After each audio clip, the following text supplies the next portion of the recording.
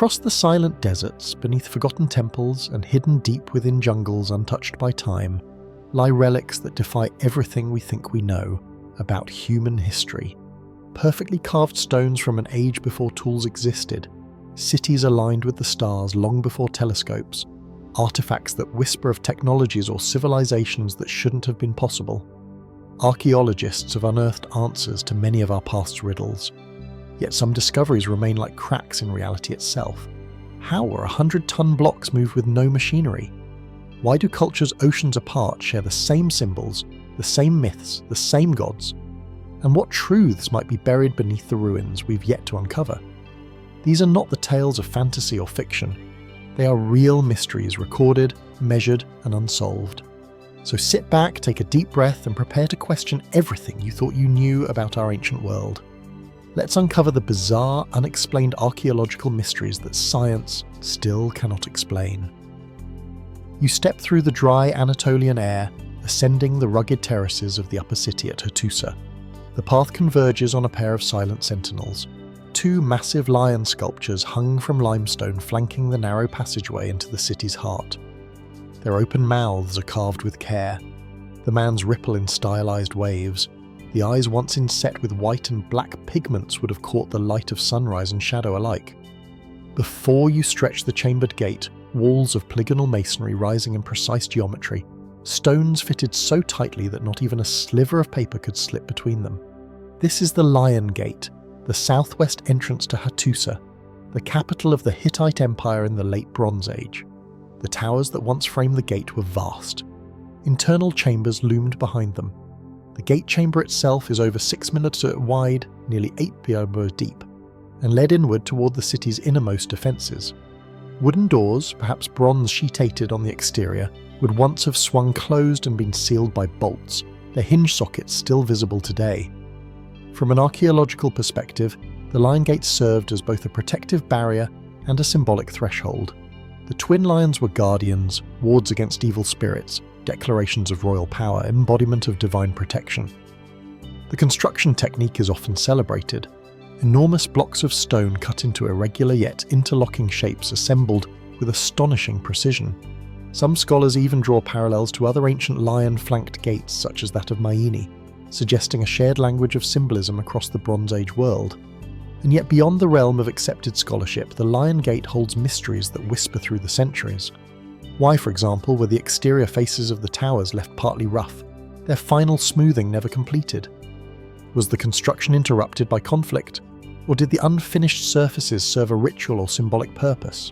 One of the lion heads, fractured in antiquity, was later restored. But how much of what we now see reflects the gate's original visage? Beneath one lion's paw, small hollows are carved into the stone, likely used to hold offerings or libations. This small detail hints that the gate may have been more than a military structure. Perhaps it marked a sacred boundary, a place where travellers paused to make offerings before entering the capital of a mighty empire. Then there are the faint markings, nearly invisible unless the light strikes just right. Hieroglyphic symbols that some interpret as inscriptions naming a title, an office, or even a deity once associated with the gate. Others dismiss them as mere surface wear or tool marks. The truth is uncertain, but the idea lingers that these lions may once have spoken in a language long forgotten. Why lions? Across the ancient Near East, lions symbolize strength, divinity, and the sun's fierce energy. To the Hittites, they may have represented the protective power of the gods, a force guarding the threshold between the mortal and the divine. But perhaps their meaning ran deeper. Could the gate's alignment catching the rising or setting sun at key moments of the year have imbued it with a celestial connection? Some suggest that metal or gemstone inlays once filled the lion's eyes, glinting at dawn and dusk to create an almost supernatural effect. No ancient text confirms these theories. No surviving record explains the gate's symbolism in full. And so the mystery endures. Standing before the Lion Gate today, it is easy to feel a presence not of ghosts or myths, but of intention. Every chisel mark seems deliberate, every contour purposeful, as though the builders were encoding meaning into stone. What stories did these guardians once witness? What rituals passed between their carved forms? The lions of Hattusa have watched the empire rise and crumble, have seen armies march, cities burn and centuries turn to dust. Their silence endures, but their gaze, unyielding, eternal, still meets ours. We may understand the stones, the structure, the tools that shape them, but their deeper message, the reason they were placed here at this gate at this moment in history, remains just beyond reach. And so, as the Anatolian wind whispers through the ruins, the question lingers: what did the Hittites wish to guard? Not just from enemies, but from time itself.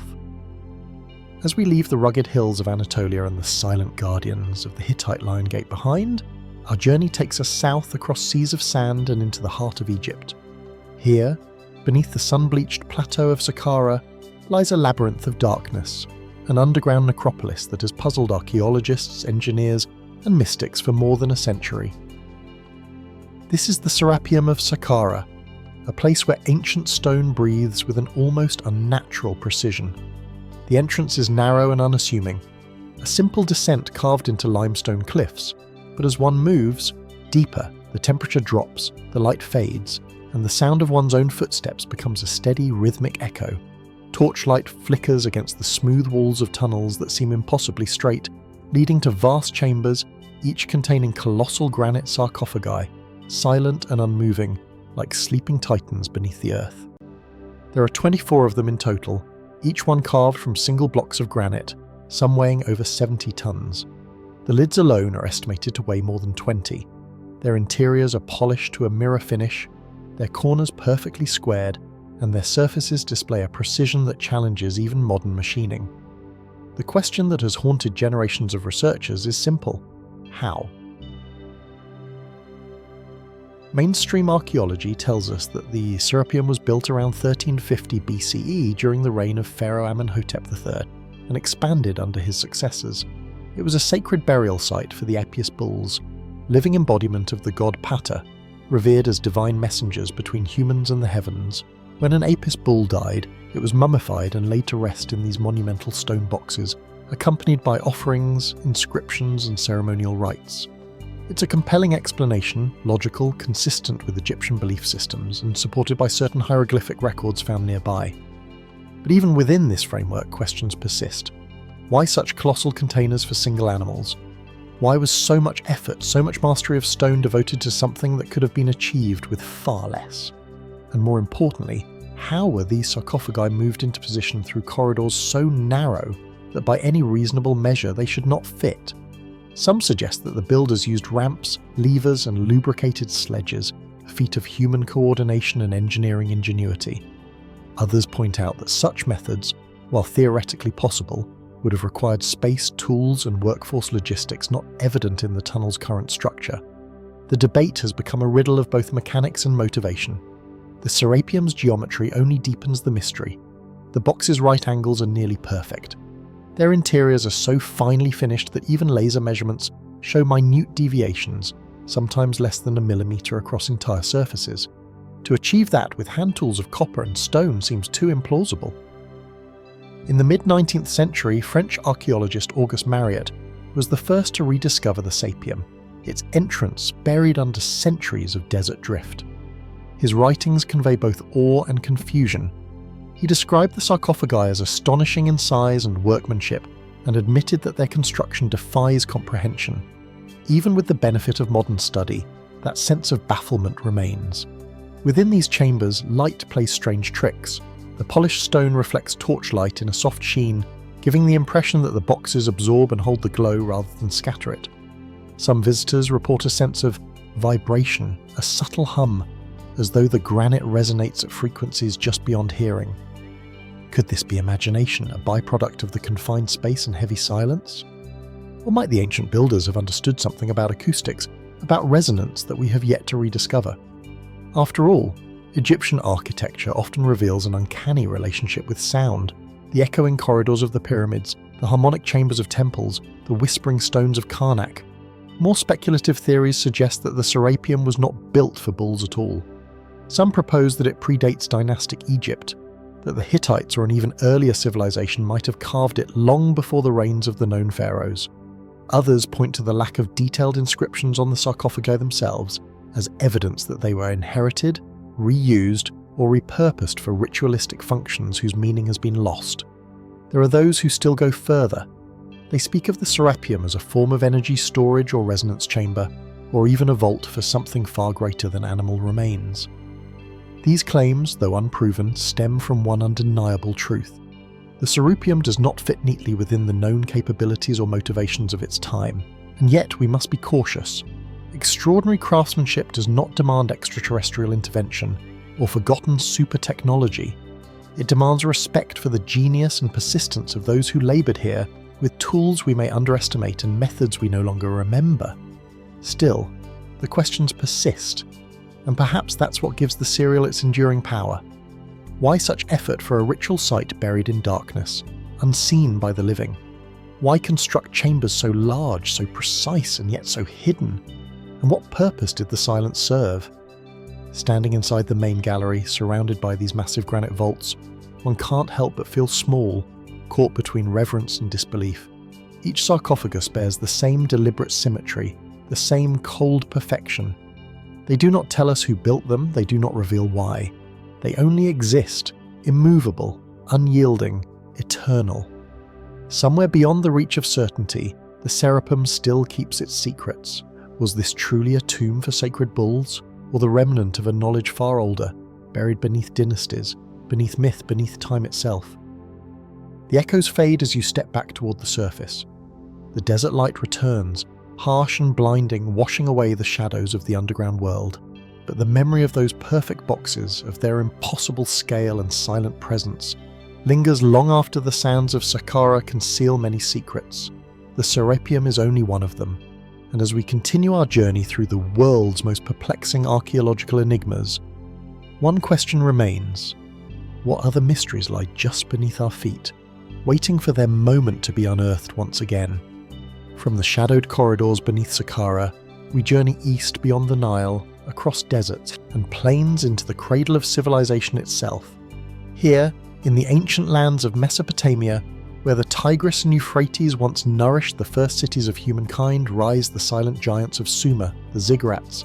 Their forms dominate the horizon even now. Stepped pyramids of baked mud brick rising tear by tear toward the heavens. Time has worn away their edges. Sand has reclaimed their corners. Yet their silhouettes remain unmistakable. Stairways to the gods, among them none more famous than the ziggurat of standing solemnly near the ruins of a city that once glimmered with trade, art and devotion nearly 4,000 years ago. At sunrise, the ziggurat glows a muted gold, its massive platforms casting long shadows across the dust. Birds wheel overhead, their cries fading into the open sky. To stand before it is to feel a presence, ancient, deliberate and vast. Archaeologists tell us that these monumental structures were temples, mountain-like sanctuaries built to connect earth with the divine. Each ziggurat was dedicated to a patron god. Its summit houses a shrine accessible only to priests and royalty. The ziggurat, for instance, was built in honor of Nana, the moon god. From its terraces, offerings were made, rituals performed, prayers carried upward into the sky. The structure itself is a masterpiece of early engineering. Rising originally to more than 30 miles, its core of sun-baked brick was sheathed in fired brick held together with bumen, an ancient form of waterproof asphalt. 3 monumental stairways, each over 100 steps, converged at a gate halfway up, where priests once paused before ascending to the sacred platform. Its symmetry, precision, and orientation to the cardinal points suggest not only architectural skill, but deep astronomical knowledge. And yet, for all we know, the ziggurats conceal as many mysteries as they reveal. Why were they built in this form, stepped and towering when earlier temples were small and low? Why this monumental leap in scale and complexity? Some scholars see the ziggurat as an imitation of a cosmic mountain, a bridge between the mortal and the divine realms. Others interpret them as symbols of political power, monuments meant to assert the authority of kings who claim divine favour. But then there are questions that linger beyond conventional explanations. Many of the ziggurats are aligned not just to the compass points, but to celestial phenomena. Some researchers have noted that the ziggurat may have been positioned in harmony with lunar cycles, a fitting tribute to the moon god. Others suspect a broader astronomical pattern linking multiple Sumerian cities, as if each ziggurat was part of a vast terrestrial constellation. Could these alignments have served practical purposes, perhaps in agriculture or navigation? Or were they symbolic reflections of a cosmic order known only to the ancient priests? There are also curious linguistic echoes in the Sumerian and later Adian myths. The ziggurat was called the Mereruka house whose foundation creates terror. In other cities, the names translate to House of the Seven Guides of Heaven and Earth, or House Binding Heaven and Earth. The language of these titles is striking, suggesting awe, power, even danger. Were these purely poetic metaphors for divinity? Or did the ancient builders perceive their structures as something more, a place where divine and mortal realms truly met? As we move from the ruins of Uruk, Eridu and Nippur, the pattern continues. Stepped towers similar in form, each claiming connection to the gods. The ziggurat of Eridu, some say, was the oldest built for Enki, god of wisdom and the deep waters. In Sumerian legend, Eridu was the first city ever founded, raised from the waters by the gods themselves. According to ancient tablets, it was here that humanity first received me, the divine laws and arts of civilization. Could the ziggurats have served as physical manifestations of that gift? Places where divine knowledge was stored or renewed or communicated? More speculative voices have long drawn parallels between the ziggurats and other tower myths across cultures, the most famous being the Tower of Babel described in later Hebrew scripture. Some historians propose that Babel's tower was in fact a memory of these Mesopotamian ziggurats, structures that to foreign eyes might well have seemed like attempts to reach the heavens. Others suggest that the myths arose from real disasters, lightning strikes, earthquakes, or the collapse of such towers that were later woven into moral or theological tales. But even beyond scripture, a deeper mystery persists. How in an age of primitive tools were these immense structures conceived, coordinated and sustained tens of thousands of workers, millions of bricks organised across decades by a people whose written language was still in its infancy? What kind of leadership, what kind of knowledge made this possible? Some fringe theorists go further still, imagining that the ziggurats were not just temples, but devices, energy conductors, astronomical beacons, or even markers for contact between worlds. These ideas, while lacking evidence, persist for a reason. There is something about the ziggurat's form, its geometric precision, its enduring presence that feels purposeful beyond mere architecture. And perhaps that is what makes them so compelling. Each ziggurat stands as both monument and mystery, a fusion of earth and heaven, body and spirit, built with devotion and precision by people whose worldview we can glimpse but never fully understand. When you climb their terraces, or imagine doing so, you ascend not just through space, but through layers of meaning from the physical to the mythic. Today, many of these ancient towers lie eroded, their bricks scattered, their temples long vanished, yet they remain symbols of an ambition that transcends millennia. The desire to touch something higher, something beyond reach. What did the builders see when they looked up at the night sky from their temple summit? What songs, what prayers, what knowledge passed between the stars and the stones? The answers lie buried somewhere beneath the Mesopotamian sands, perhaps in a forgotten tablet or beneath another unexcavated mound. And as the desert wind whispers through the ruins, one can't help but wonder, were these ziggurats merely monuments to gods, or messages from an age when heaven and earth were still one?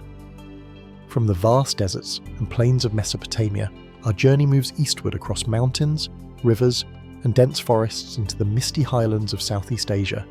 Here in the remote Xinjiang Plateau of northern Laos, the landscape is dotted with a phenomenon unlike anything else in the world. The plain of jars spread across rolling hills, this field appears at first glance as a natural scatter of stone.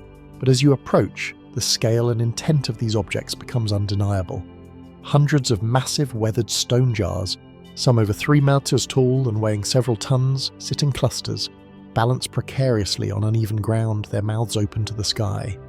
The air here is cool, tinged with the scent of damp earth and wild orchids, and the silence is punctuated only by the distant calls of birds and the occasional rustle of bamboo. Archaeologists believe that these megaliths date from the Iron Age, roughly between 500 BC and 500 CE. Local legends recorded over centuries suggest that they used itinerary practices, perhaps to hold human remains, ashes or offerings. Excavations have revealed fragments of pottery, human bones, and evidence of cremation near some jars, lending credence to this theory. Yet the mysteries of the Plain of Jars run far deeper than the basic archaeological explanation. Why, for instance, were the jars carved from such heavy stone, often sandstone or granite, and transported over hilly terrain with no obvious roads or infrastructure. Some jars sit at top-high ridges or precarious slopes, as if placed there deliberately for reasons we may never fully understand. What drove these ancient people to undertake such monumental labour, shaping and moving stones of enormous weight with tools that by modern standards seem rudimentary? Then there is the question of scale and distribution. Thousands of jars are scattered across dozens of sites arranged in clusters, yet with patterns that defy easy interpretation. Some researchers suggest the placements mark ritual or ceremonial zones, perhaps linked to seasonal cycles, cosmology, or territorial markers. Others notice that the jars often align with natural features such as streams, ridges, or the horizon, raising the possibility that their creators imbued the landscape itself with spiritual significance. One particularly compelling enigma is the variation among the jars themselves. Some are cylindrical, others are more rounded. Some have simple open mouths, while others bear carved motifs or indentations along their rims. What determines the form of each jar? Were these differences functional, designed to hold specific types of remains or symbolic reflecting status, clan affiliation or religious hierarchy? Over the centuries, the plane of jars has acred layers of myth and folklore. Local oral traditions speak of giants or the spirits crafting the jars, or of ancient kings who commanded their creation as monuments to the dead. Some speculate that the jars served as vessels not only for the human remains, but for ritual feasts or sacred libations, connecting the living to their ancestors. Others posit that the jars functioned as markers for astronomical or chondric observation, a prehistoric attempt to measure time, season, and the cycles of nature. Modern explorers face additional challenges. Much of the area remains littered with unexploded ordnance from the Indochina conflicts of the 20th century, leaving some clusters largely inaccessible and shrouded in danger. This adds another layer of mystery. Parts of the plain may remain untouched for centuries, holding artifacts or structures that could dramatically reshape our understanding of the site once discovered. The sheer audacity of the jar's construction invites speculation. How were these stones quarried, shaped, and transported without the aid of modern machinery? Some fringe theories suggest external influence, perhaps knowledge lost from a prior civilization or techniques now forgotten. Others point to ingenuity alone, levers, rolling logs, coordinated labour. But the details remain frustratingly elusive. The fact that some jars appear cracked or deliberately broken in antiquity raises further questions. Were these ceremonial deactivations symbols of ritual closure, or the result of conflict and environmental wear? Walking among the clusters, it is easy to sense the weight of time pressing down. The jars seem almost to watch silent sentinels of a vanished culture. There is an uncanny feeling that the landscape itself was shaped for more than practical purposes, that the plateau served as the stage for rituals, observances, or ceremonies long forgotten. Each jar in its simplicity and grandeur hints at knowledge and belief systems that have left no written record. What secrets remain buried beneath the soil or hidden among the stones? Could there be tombs or chambers yet undiscovered? Evidence of a more complex society than we imagine? Might we be glimpsing only a fragment of an elaborate spiritual landscape where each jar was a conduit between the living and the dead, the earthly and the divine? Even today, archaeologists continue to uncover fragments and clues, but the plane of jars resists full understanding. Its sheer scale, its diversity, and the care with which each stone was shaped and positioned speak of a culture deeply concerned with death, memory, and the cosmos. Yet the absence of clear inscriptions, texts, or records leaves us dependent on interpretation, observation, and intuition. As the sun rises or sets over the plateau, shadows stretch across the jars, highlighting their curves and contours, and the air seems to thrum with echoes of a distant past. The silence is profound, broken only by the wind and the occasional bird call. A reminder that time moves differently here, ancient time enduring, patient, and secretive. The plane of jars challenges us to confront the limits of our understanding. We see the physical evidence, yet the meaning slips through our fingers like water through stone. We are left with awe, wonder, and a sense of humility before the ingenuity and mystery of those who came before us. What were these jars truly for? Who carved them and why? And what might remain hidden, still buried, still waiting beneath the soil of the plateau, waiting for a future generation to rediscover the lost rituals and forgotten knowledge of a people who shape stone into silence. The questions endure, the jars remain, and the mystery of the Plain of Jars is as profound today as it was centuries ago, inviting all who come here to ponder the invisible threads connecting the past, the living, and the eternal. From the monumental stone towers of Mesopotamia, we journey further east, leaving the deserts and ziggurats behind, to a landscape of misty plateaus and rolling hills where time seems to move differently. Here, in the remote highlands of northern Laos, stretches a place as enigmatic as it is ancient, the Plain of Jars. At first glance, the plateau appears unremarkable, its undulating terrain blanketed with grass and scrub. Yet, as one draws closer, the earth reveals its secret. Hundreds of massive stone jars scattered across the hills, their mouths open to the sky like silent witnesses of a bygone world. Some rise more than 3 meters in height. Many weigh several tons. Carved from sandstone, granite, or limestone, they are weathered by centuries of sun, rain, and wind. Their surfaces mottled, cracked, and pitted. Standing among them, it is easy to sense both their presence and their purpose, though the meaning remains elusive. Archaeologists have dated these megaliths to the Iron Age, roughly between 500 BCE and 500 CE. The prevailing theory suggests that the jars were part of dreary rituals, perhaps containers for human remains or cremated ashes. Excavations have revealed fragments of pottery, charred bones, and traces of ritual activity near the sites. Local folklore echoes this, recounting that the jars were once used to hold the dead or to store offerings for the spirits. Yet even within this framework, mysteries abound. How were such massive stones quarried, carved, and transported across the hills, often to locations with no visible roads or ramps? Some jars rest on steep ridges or precarious slopes, their placement precise yet seemingly impractical. Did these locations hold spiritual significance, or were they dictated by the landscape itself? Then there is the matter of scale and distribution. The jars are arranged in clusters. Some sites contain dozens, while others hold hundreds, but the patterns are neither uniform nor easily decipherable. Could these groupings correspond to clans, lineages, or social hierarchies? Or perhaps they mark ceremonial zones, sacred pathways, or alignments with celestial events? Some researchers have noted that certain jars appear to interact visually with features of the surrounding terrain, as if the landscape itself had been orchestrated into a stage for ritual performance. Variation among the jars adds another layer of intrigue. Some are simple cylindrical forms. Others are squat, rounded, or adorned with shallow carvings along their rims. Were these differences functional, symbolic, or both? Did size or shape indicate the social status of the individual or the type of ritual performed? The absence of inscriptions leaves these questions open, inviting speculation rather than certainty. Beyond practical explanations, the Plain of Jars is steeped in myth. Local legend attributes their creation to giants or distant kings, claiming that the jars were crafted in a single night or by supernatural hands. While these stories cannot be verified, they testify to the enduring sense of wonder and reverence the site has inspired for generations. Some scholars have suggested that the jars may have served multiple purposes over time: ritual storage, mortuary vessels, or even markers for territory or pilgrimage routes.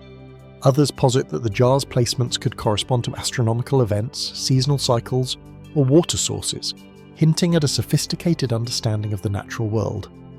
The mystery deepens when considering the labour involved.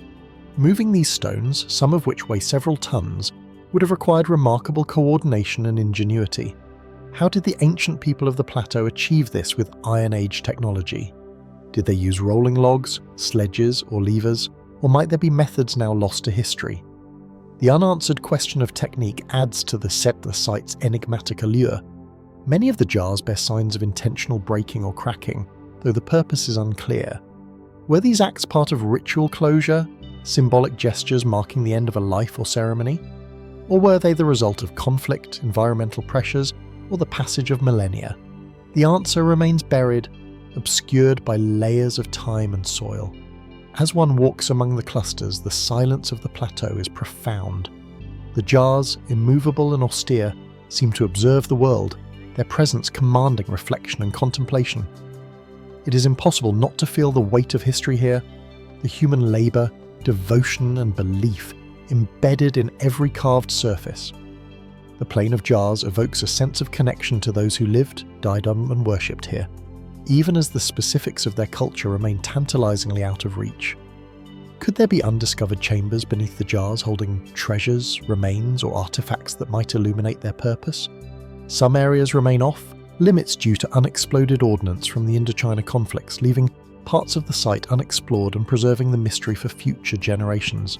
What secrets lie buried beneath these hills, hidden from view, waiting for the right hands to uncover them? Even now the jars resist complete understanding. They reveal fragments of a culture, gestures of belief, and echoes of ritual. Yet the full story remains tantalizingly out of reach. They are at once monumental and intimate, silent, yet speaking to something profoundly human. The desire to honour, to remember, and to connect with forces larger than ourselves. Standing among these ancient stones, one cannot help but wonder who carved them, and why did they devote such effort to these massive containers? Were they markers of life, death, or the unseen world? And most intriguingly, what knowledge or traditions have been lost to time, buried beneath the soil, waiting to be rediscovered? The Plain of Jars continues to defy easy explanation. It is a testament to human ingenuity, devotion, and mystery, a landscape where the echoes of the past resonate across the hills and through the ages. The jars remain silent yet compelling, their secrets intact, inviting all who encounter them to ponder the intersection of history, ritual, and the unknown. And as the sun dips behind the highland ridges, casting long shadows across the plateau, one is left with a sense of both awe and curiosity, a reminder that some mysteries endure, untouched by time, waiting for us to ask the right questions and listen closely to the stories that stone itself can tell. From the misted plateaus of northern Laos, where the stone jars of the Iron Age silently guard their secrets, our journey carries us farther west across rugged mountain ranges and narrow valleys to a land of stark cliffs and high-altitude deserts, the Bamiyan Valley of Afghanistan. Here, carved directly into towering sandstone cliffs, once stood the colossal statues of the giants, monuments that have fascinated, mystified, and puzzled travellers for centuries.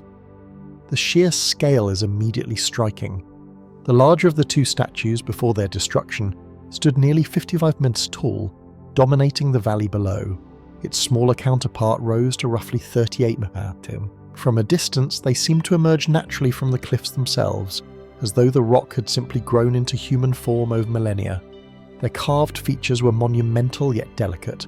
The folds of robes, the serene expressions, the intricate details of hands resting in meditative gestures, all testaments to extraordinary craftsmanship and vision. Scholars date these statues to the 6th century CE, created by Buddhist artisans during a period when the Bamiyan Valley was a thriving centre of learning and spiritual devotion. The statues carved into the cliffs above a thriving monastic complex were more than symbols. They were objects of veneration intended to inspire awe and contemplation in those who approached. Pilgrims would ascend the terraces and caves, witnessing the figures towering above them, a reminder of both human skill and the divine. Yet even within this historical framework, questions linger. How were these colossal figures carved with such precision, using tools available in the 6th century? How did artisans scale the cliffs, shape the rock, and achieve such proportion, symmetry, and fine detail across surfaces so vast? Even now, attempts to replicate similar techniques with modern equipment struggle to reach the same level of scale and finesse. The location itself provokes curiosity. Why choose this remote, high-altitude valley for such extraordinary works? The cliffs are imposing, the terrain rugged, and the winters harsh. Some suggest that the site was chosen for its strategic position along the Silk Road, a crossroads of culture, commerce, and religion. Others speculate that the choice was symbolic, a meeting point between earth and sky, a natural amphitheatre where light and shadow played across the carvings in ways that might have enhanced their spiritual impact.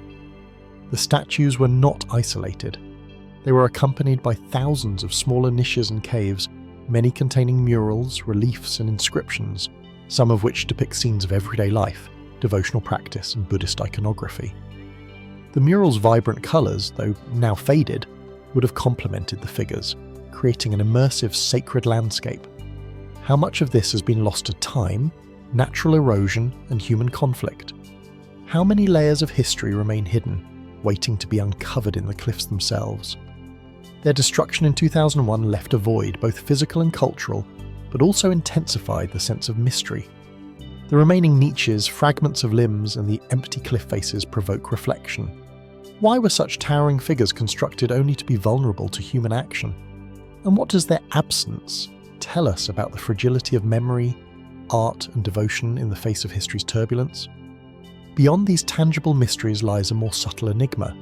The sheer audacity of the sculptures suggests knowledge, coordination, and resources beyond what might be expected for a remote valley in the 6th century. Did these artisans rely on techniques now lost to time? Methods so advanced that modern archaeologists struggle to fully comprehend them. Some have speculated that scaffolding, ramps, and a highly organised labour force were required. Yet the scale of planning and effort still inspires awe. There is also the spiritual dimension, elusive and profound. The statues were designed not merely as images, but as vessels of presence. Many scholars believe that sunlight at particular times of day would strike the figures in specific ways, animating them with shadow and light. Could these effects have been intentional, designed to create a fleeting, transcendent experience for pilgrims? Were the positions of the statues and their accompanying caves aligned with celestial events, lunar cycles or solstices, embedding cosmic order within stone? The Bamiyan giants stand as a symbol of both human achievement and human mystery. They remind us that art and devotion, scale and precision, imagination and labour were intertwined in ways we only partially understand. The statues provoke reflection on our capacity for creation and the impermanence of even the grandest endeavours. Yet the questions persist. Why were they carved in such isolation, towering over a remote valley rather than a populous city? What other monuments might lie hidden in surrounding cliffs, undiscovered or lost to history? Could there have been a network of similar figures across the region, forming an even more extensive spiritual landscape now erased by centuries of natural and human forces? Standing in the Bamiyan Valley today, among the empty niches and the scattered remnants of carvings, one cannot help but feel a profound tension between presence and absence.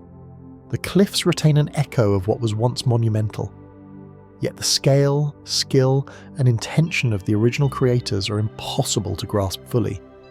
The statues are gone, but their gaze, their silence, and their monumental ambition linger, inviting contemplation.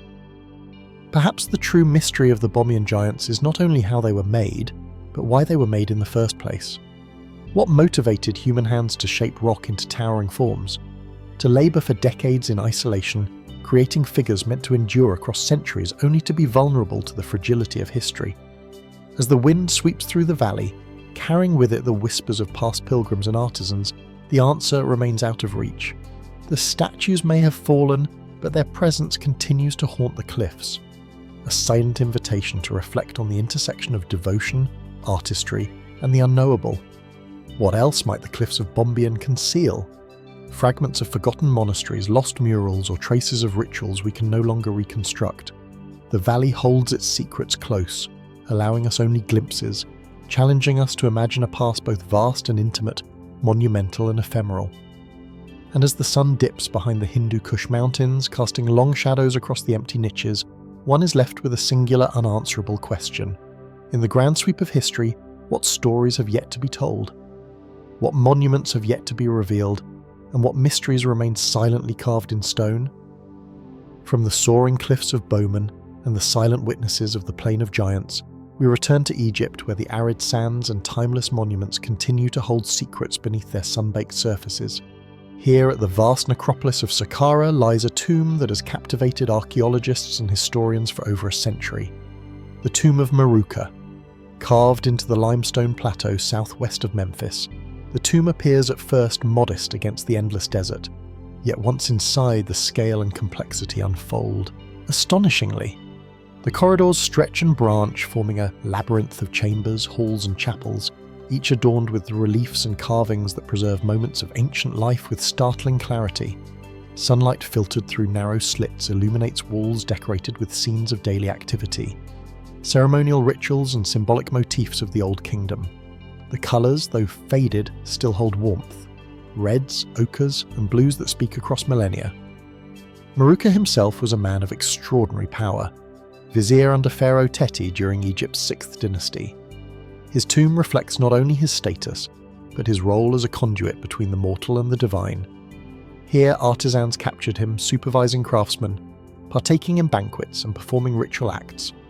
Scenes of agricultural labour and livestock abound. Yet the carvings are far more than decorative.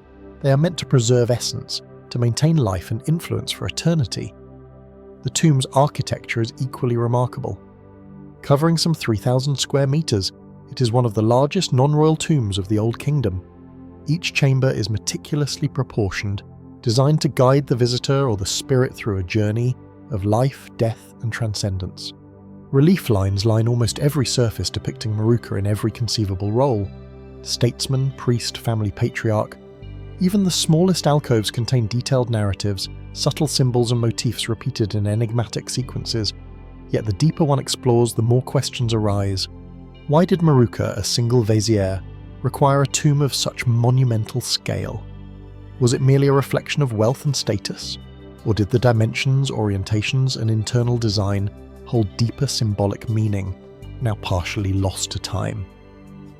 Archaeologists have noted that certain chambers are aligned in unusual ways, their angles slightly off from cardinal points, deliberate or incidental. And what of the hidden niches and miniature corridors that seem to lead nowhere, their purpose unresolved?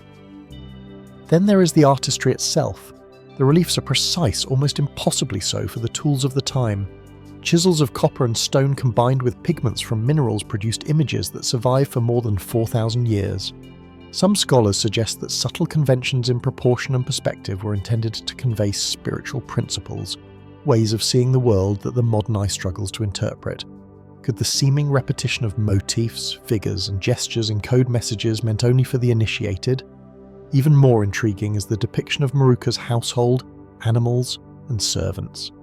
Scenes of routine life, at first glance straightforward, have raised questions about symbolic meaning. Why, for instance, are certain animals disproportionately represented or positioned in ways that defy naturalistic logic? Could these exaggerations indicate spiritual significance, cosmic correspondence, or roles in ritual life beyond mere decoration? Over centuries, the tomb has revealed fragments of mystery. Burial shafts once assumed empty, sometimes contain evidence of additional interments or artifacts, suggesting that the tomb may have had functions beyond what we currently understand. Was it solely a personal monument? Or did it serve a broader religious or administrative purpose, perhaps even housing objects of ritual power or knowledge? Speculative theories, though unverified, have grown around the tomb's scale and complexity. Some suggest that hidden chambers might remain undiscovered, their entrances cleverly concealed within the labyrinthine corridors. Others posit that the tomb's alignment with surrounding monuments, pyramids, temples, and masters may have encoded astronomical or cylindrical information, perhaps a map of stars, seasons, or sacred geography. Could Mereruka have intended his tomb to function as a nexus of spiritual and temporal order, a place where cosmic patterns converged with earthly governance? Walking through the tomb of Mereruka today, it is impossible not to feel the weight of its presence. The silence is profound, interrupted only by the echo of footsteps or the shifting desert wind outside. Light and shadow play across the carved walls, bringing to life figures frozen in eternal gesture. Expressions captured in stone with a subtle vitality that defies the ages. The tomb embodies both permanence and enigma, a dialogue between the living, the dead, and the divine. And yet, for all its splendour and documentation, the tomb keeps its secrets. What might we uncover if the hidden chambers are fully explored? Are there inscriptions, objects, or features that could reveal dimensions of Old Kingdom life, religion, or statecraft we have not yet imagined? Could the tomb itself be a kind of coded archive, a repository of knowledge intended for those with eyes to see and minds to understand? Mereruka's tomb is a bridge across time, inviting contemplation not only of its creator, but of the civilization that shaped it. It reminds us that human ambition, devotion, and artistry often reach beyond mere survival or record. They aspire to something lasting, something transcendent. As the last shafts of sunlight fade across the painted walls, the shadows deepen and the silent chambers seem to breathe with history. We leave the tomb with no certainty, only reflection. What else lies hidden within the vast complex of Saqqara waiting to be revealed? And what might the meticulous design and imagery of Mereruka's resting place teach us about the intentions, beliefs, and mysteries of a civilization that continues to fascinate and confound millennia later. The tomb of Mereruka remains in every sense a monument to both human achievement and enduring enigma, a place where the past speaks softly yet insistently, inviting all who enter to question, wonder, and seek. From the sun-baked tombs and corridors of Saqqara, we leave the desert behind and journey across continents, over oceans and into the rugged Andean. Mountains of Peru. Here, amidst mist-shrouded peaks and deep river valleys, lies one of the most enigmatic and breathtaking sites in human history, Machu Picchu. Perched nearly 2,430 cm above sea level, this ancient city seems to emerge naturally from the mountain itself. Terraces cascade down the slopes like giant steps, blending seamlessly with the jagged cliffs and verdant valleys. The stone structures built from massive blocks perfectly fitted together without mortar gleam in the sunlight after morning mist drifts away. From a distance, Machu Picchu appears as a vision suspended between earth and sky, a place that seems almost too deliberate, too perfect to be entirely human. Archaeologists generally agree that Machu Picchu was constructed in the mid-5th century by the Inca Emperor Pachacuti. Its purpose remains debated.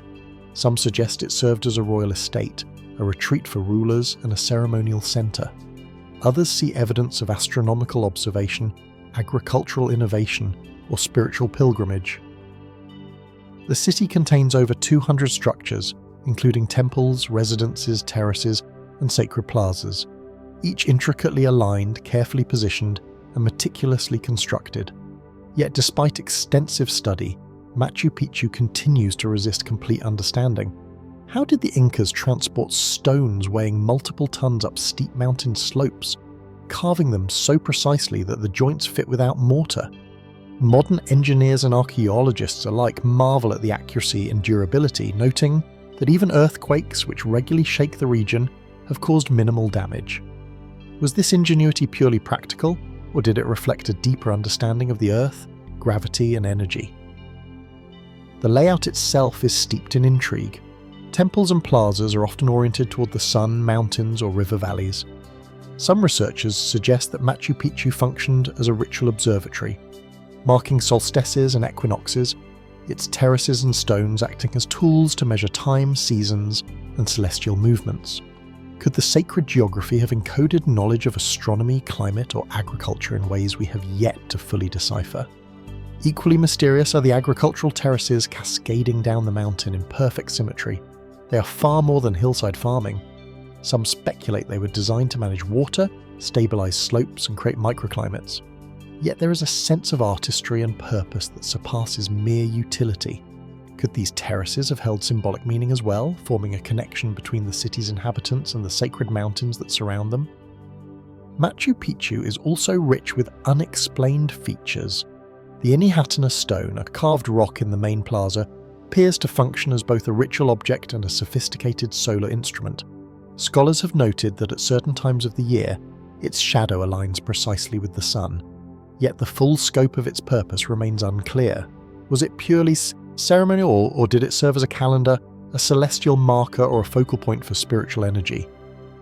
Other structures, such as the Temple of the Sun and the Room of the Three Windows, contain precise architectural anomalies, curved walls, trapezoidal doors, and niches that defy straightforward explanation. Some researchers suggest these features are amplified sound or light, while others propose symbolic or astronomical significance. The sheer intentionality of these constructions hints at knowledge that extended far beyond practical engineering. The city's discovery by Hiram Bingham in 1911 opened a window into the Inca world. Yet, it left as many questions as it answered. Why was Machu Picchu abandoned so suddenly in the 16th century, leaving no signs of siege, fire, or violent destruction? How did the Inca, without written language, encode knowledge, governance, and spiritual beliefs so intricately into the landscape? And how did they achieve such harmony with the terrain, aligning construction to mountains, rivers, and sunlight in a way that modern urban planning rarely matches? Speculative theories abound. Some suggest Machu Picchu was an elite spiritual retreat, a center for meditation and initiation. Others propose it functioned as a hidden repository of knowledge, a sacred place where cosmology, mathematics, and ritual converged. Fringe ideas even hint at lost technologies, advanced surveying methods, or extraterrestrial guidance, but regardless of their merit, these theories underscore the city's enduring aura of mystery. Walking among the terraces and stone pathways today, one cannot help but feel a sense of reverence. The city, though abandoned for centuries, is alive in a quiet way. The mountains embrace it, clouds drift through its plazas, and sunlight animates the stone in ever-changing patterns. It is a place where human ambition, ingenuity, and spirituality converge, yet much remains hidden in plain sight. Could there be undiscovered structures beneath the terraces, or within the mountains themselves? Might we one day uncover tools, inscriptions, or artifacts that reveal more about the daily lives, rituals, or knowledge of those who built this city? And perhaps most intriguingly, what was the ultimate purpose of Machu Picchu? A refuge, a temple, a laboratory of the mind and spirit, or something even greater, a bridge between humanity and the cosmos? As the Andean sun sets behind towering peaks casting long shadows across the terraces, the city seems suspended between the earthly and the divine. Its silence is profound, yet it speaks in subtle ways through the precision of stone, the alignment of structures, and the rhythm of terraces cascading into the valley below. Machu Picchu remains a testament to human achievement, a city of stone and sky whose full meaning is still just beyond reach. It invites us to ponder not only the skill and vision of the Inca, but also the enduring mysteries of human ambition, devotion, and the search for understanding in a world that often conceals as much as it reveals. What secrets still lie hidden among its terraces, in the shadows of its temples, or beneath its foundations? And what lessons might this city perched high above the Urubamba River hold for those willing to look closely, listen carefully, and question what we think we know about the past? The mountains keep their silence, yet Machu Picchu's presence endures, an eternal enigma suspended between earth and sky, waiting for discovery, understanding, and awe. From the soaring Andes and the misted terraces of Machu Picchu, we move northward across continents and climates to a landscape both stark and enigmatic. The arid cliffs and caves lining the western shore of the Dead Sea.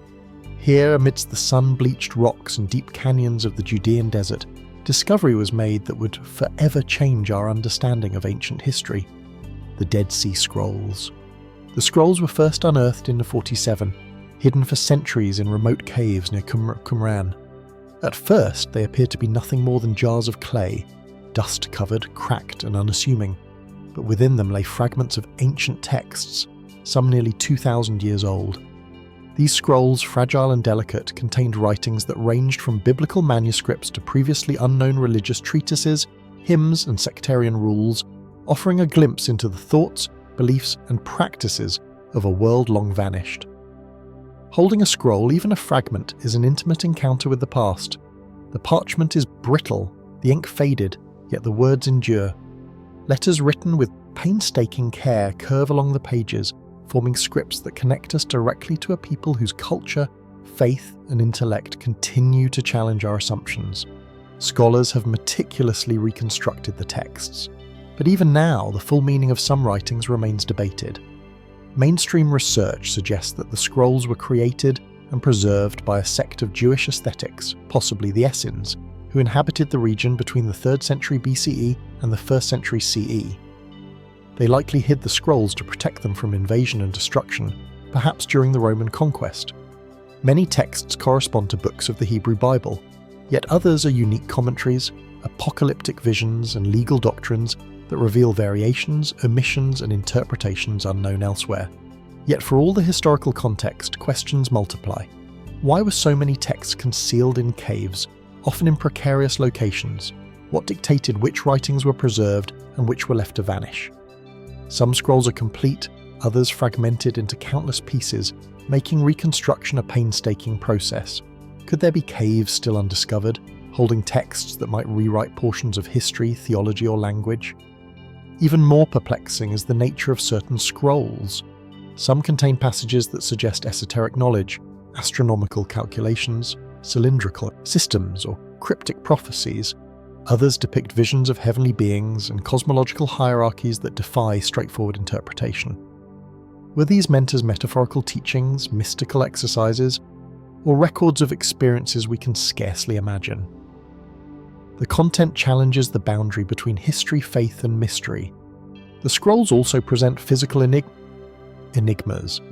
Many were written on parchment, some on copper, and others on papyrus, each material chosen with intention. The inks vary, some made from carbon, others from mineral pigments. Analysis of the scrolls reveals techniques of preparation and preservation that seem astonishingly advanced for the time. How did these communities achieve such durability? And why do some scrolls remain almost perfectly intact while others disintegrate despite similar conditions? The caves themselves add another layer of intrigue. Nestled in cliffs accessible only through narrow passages, they seem deliberately hidden, yet positioned near a water source and fertile valleys. Were these caves selected solely for protection, or might they have held ritual significance? Some researchers propose that the location of the scrolls in shadowed chambers above desert plains may have been as symbolic as it was practical, a liminal space where sacred knowledge could exist apart from the ordinary world. Speculative theories abound. Some suggest the scrolls contain lost texts of immense spiritual importance, writings suppressed or hidden due to their perceived power. Others hint at advanced knowledge encoded within the texts, mathematical, astronomical, or even prophetic information now veiled in metaphor and symbolism. Fringe ideas occasionally propose connections to unknown civilizations, mysterious authors, or lost wisdom. But regardless of interpretation, the scroll's aura of enigma persists. Perhaps the most striking aspect of the Dead Sea Scrolls is their intimacy with human experience. They depict communities wrestling with faith, law, morality, and survival. They record debates, reflections, and aspirations that resonate across millennia, and yet they also hold deliberate ambiguity, gaps in the texts, fragmented passages, and obscure references that invite endless interpretation. What knowledge was meant to endure, and what was lost intentionally or accidentally? Standing at the mouth of a Cuman cave today, looking over the arid Dead Sea and the jagged cliffs, it is easy to sense the passage of time layered upon itself. The wind stirs dust across the ledges where jars once sat, carrying echoes of voices long silenced. The desert holds its secrets tightly, leaving us with glimpses rather than full revelation. Could other caves, still hidden in the harsh terrain, contain scrolls or artifacts yet unknown? Might we one day uncover texts that shift our understanding of religion, history, or human knowledge? And what are the mysteries embedded within the scrolls themselves? The interpretations, prophecies, and symbolic codes that continue to confound scholars and believers alike? The Dead Sea Scrolls are more than ancient manuscripts. They are a bridge to a vanished world, a connection to the people who lived, prayed, and thought deeply along these cliffs. They remind us that the past is never fully captured, that knowledge can survive in fragments, and that the deserts of the world still guard secrets beyond our reach. And so, as the sun sets over the desert plain, casting long shadows across the cliffs and shimmering waters of the Dead Sea, one cannot help but wonder what else remains hidden in these caves, waiting to whisper its story to those patient and perceptive enough to listen. The scrolls endure, fragile yet defiant, offering tantalizing glimpses of human thought and history, and challenging us across the centuries to seek, question, and imagine what truths might still be buried, waiting for the light. From the arid cliffs of the Judean desert and the echoes of the Dead Sea Scrolls, we now turn our gaze across the vast Pacific Ocean to an island both isolated and extraordinary. Rapa Nui is known to the world as Easter Island.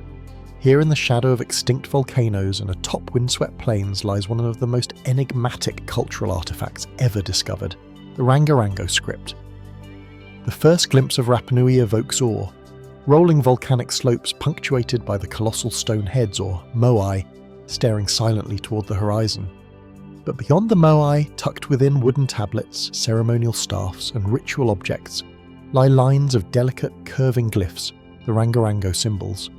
These markings, carved with painstaking care into surfaces of wood that have survived centuries of humidity, salt, and decay, represent a written language that has yet to be deciphered. Scholars generally agree that Rongorongo emerged sometime in the late 18th century, although its origins may reach further back, possibly influenced by pre-Kont Polynesian practices. The glyphs are elegant, repetitive, and often symmetrical, depicting stylized humans, animals, plants, and geometric patterns. They flow in continuous lines, often read in the so-called reverse-boosted method, where text alternates direction line by line, a feature unique in the known corpus of world scripts. Despite extensive study, the script remains undeciphered. Mainstream theory suggests that it may have recorded genealogies, rituals, or oral traditions of the Rapa Nui people, essentially preserving the knowledge and spiritual practice of the island's inhabitants. Yet no Rosetta Stone exists for Rongorongo, and no living memory of its use survives. Every tablet, every carved staff becomes both an artifact and a riddle, offering hints while withholding comprehension. The method and medium of writing itself raise questions. Wooden tablets are susceptible to decay in a tropical maritime environment, yet a handful survived, often through fortuitous preservation in dry shelters. The precision of the poem, carvings, lines incised deeply and evenly and glyphs carefully proportioned, suggests a sophisticated system of notation. Could the creators have encoded more than genealogy or ritual? Might astronomical observations, numerical calculations, or spiritual cosmology also be inscribed within these delicate lines? Patterns in the glyphs hint at repetition, structure, and possibly syntax, yet no universally accepted decoding has emerged. Some sequences appear mnemonic, perhaps aiding in the recitation of chants or myths. Others may indicate ownership, ceremonial significance, or even record historical events. Could Rongorongo have been a system both practical and sacred, a convergence of communication and ritual? The script's context deepens the mystery. The Rapa Nui civilization, isolated in the Pacific for centuries, developed a unique culture with monumental architecture, complex social systems, and intricate oral traditions. The moai, built and transported across rugged terrain, suggest an advanced understanding of engineering, resource management, and communal labour. Within this environment, Rongorongo emerges as a silent testament to intellectual achievement. But why? And how did a written system develop on such an isolated island? Most of Polynesia relied on oral tradition, yet here appears a sophisticated visual code suggesting that the Rapa Nui were driven by a specific need to record or preserve information. Speculation has grown around the purpose and origin of Rongorongo. Some researchers propose that it encoded sacred knowledge, instructions for ceremonies, or genealogical records essential for leadership and inheritance. Others hint at more enigmatic possibilities, astronomical or cylindrical data embedded in the glyphs, knowledge of natural cycles crucial for agriculture, or even encoded spiritual teachings meant to survive generations. Fringe theories, while often controversial, reflect the depth of fascination with the script that refuses to yield its secrets. Equally intriguing is the relationship between Rongorongo and the moai. Both are monumental in ambition, one in stone, one in script. Was the writing intended to complement, explain, or sanctify the statues? Could the glyphs have been used to record rituals associated with the moai, chants for construction ceremonies, or histories of clans responsible for their erection? The intersection of script, ritual, and monumental art raises questions that remain unanswered, tantalizing scholars and observers alike. Preservation and discovery add another layer to the enigma. European contact with Rapa Nui in the 18th century led to depopulation, cultural disruption, and loss of oral knowledge. Many tablets were destroyed, used for fuel, or lost to time. What proportion of the original corpus remains undiscovered, still hidden in caves, sacred sites, or private collections? Could entire narratives, histories, or systems of knowledge be lost forever, leaving us only fragments to puzzle over? Walking across Rapa Nui today, among the moai and volcanic slopes, one senses the weight of history and isolation. The wind carries the faint scent of the sea and the whispers of generations long gone. Each Rongorongo tablet becomes a bridge to a past that is at once intimate and distant, a record of human ingenuity, devotion, and the drive to preserve knowledge against the impermanence of time. And yet the script resists understanding. For all our modern tools, photography, digital reconstruction, computational linguistics, Rongorongo remains a cipher, a voice from the past that speaks in gestures, patterns, and symbols rather than words we can yet comprehend. What might the glyphs reveal if fully deciphered? Could they tell the story of Rapa Nui society, the rituals that bound the community together, or even the ecological knowledge that sustained an island civilization? Or do they preserve mysteries we cannot fully interpret? Insights meant only for the eyes of the initiated, a record of a culture both brilliant and enigmatic. Rongorongo endures as both artifact and puzzle. Each tablet, each carefully carved glyph, is a silent messenger from an isolated civilization, inviting us to pause, observe, and question. It reminds us that human ingenuity can flourish even in the most remote corners of the world, and that some mysteries, like the island itself, are designed to endure, defying easy explanation. And as the Pacific winds sweep across the volcanic slopes, rustling the grasses and casting long shadows from the moai, one cannot help but wonder how much remains hidden, both in symbols carved in wood and in the minds of those who once created them. What stories, knowledge, or wisdom have yet to surface from the isolation of Rapa Nui, waiting to be discovered by those willing to listen, observe, and imagine? The Rongorongo script remains an enduring enigma, a whispered legacy from a civilization at the edge of the world, daring us to decipher its secrets and glimpse the minds of those who lived and dreamed on this distant island. From the windswept volcanic slopes of Rapa Nui, where the Rongorongo script whispers secrets we cannot yet decipher, our journey returns to the rugged and mist-laden highlands of Peru. Here, deep within the cloud forests, lies a series of tombs as enigmatic as they are inaccessible. The Chachapoya cloud burial caverns, sometimes called the sarcophagi of the clouds. The landscape itself is mesmerizing. Steep cliffs draped in verdant greenery, thick with moss, ferns and lianas, where clouds weave between peaks and valleys, shrouding the forest in a perpetual veil of mist. Carved into the cliffs are cavities, niches and caverns, many of them perched on ledges so narrow that approaching them seems perilous. Within these natural alcoves rest the sarcophagi of the Chachapoya people. Elaborate stone coffins shaped like human figures or trapezoidal boxes. Some are adorned with geometric patterns or anthropomorphic faces. The placement alone is astonishing. Many rest hundreds of meters above the valley floor, suggesting remarkable ingenuity and daring in their construction. The Chachapoya, often called the warriors of the clouds, thrived between roughly 900 CE and the Spanish conquest in the 16th century. They were skilled builders, architects of cliffside fortresses like Quayop, and masters of adapting to a challenging mountainous environment.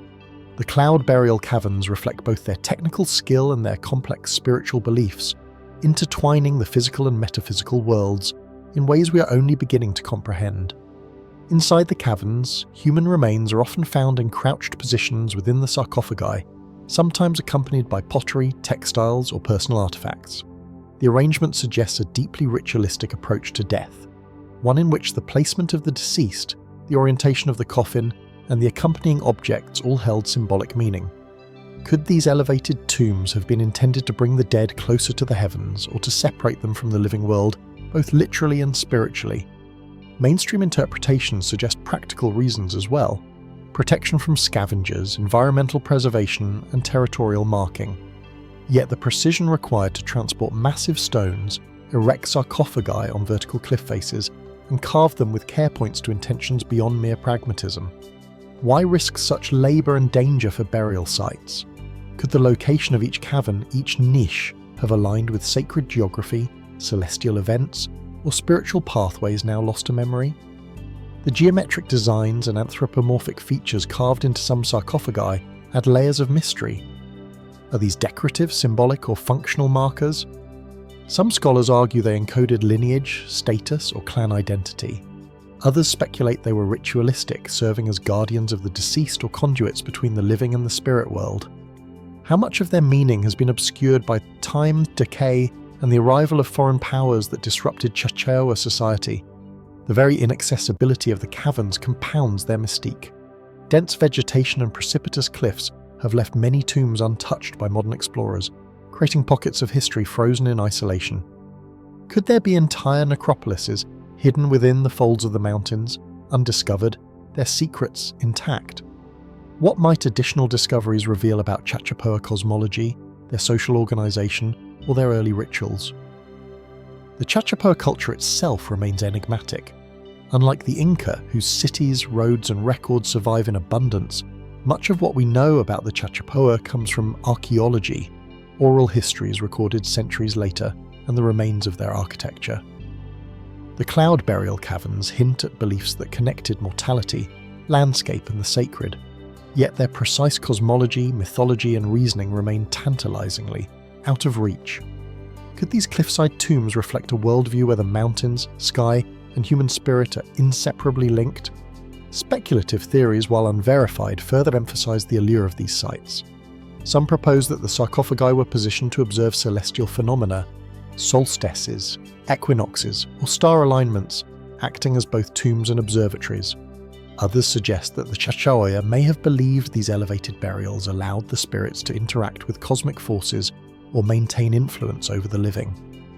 And yet, despite decades of study, we are left with only fragments, bones, stones, and carved patterns speaking in silence of intentions and meanings now lost. Even the construction techniques remain a puzzle. How did the Chachapoya maneuver large stones across cliffs, position them securely on ledges, and shape them with precision using tools that seem rudimentary compared to modern standards?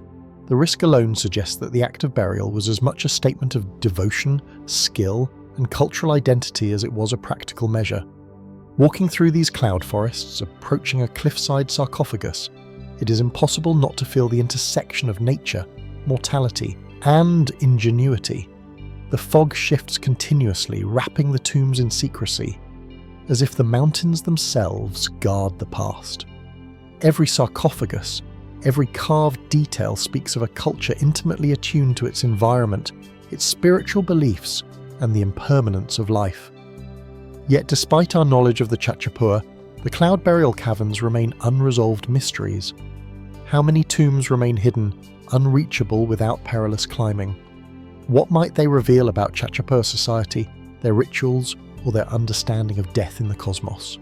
And perhaps most compellingly, what beliefs, stories, or wisdom were encoded in the placement, orientation, and design of these cliffside tombs? Messages intended to endure beyond memory, yet still undeciphered by the living.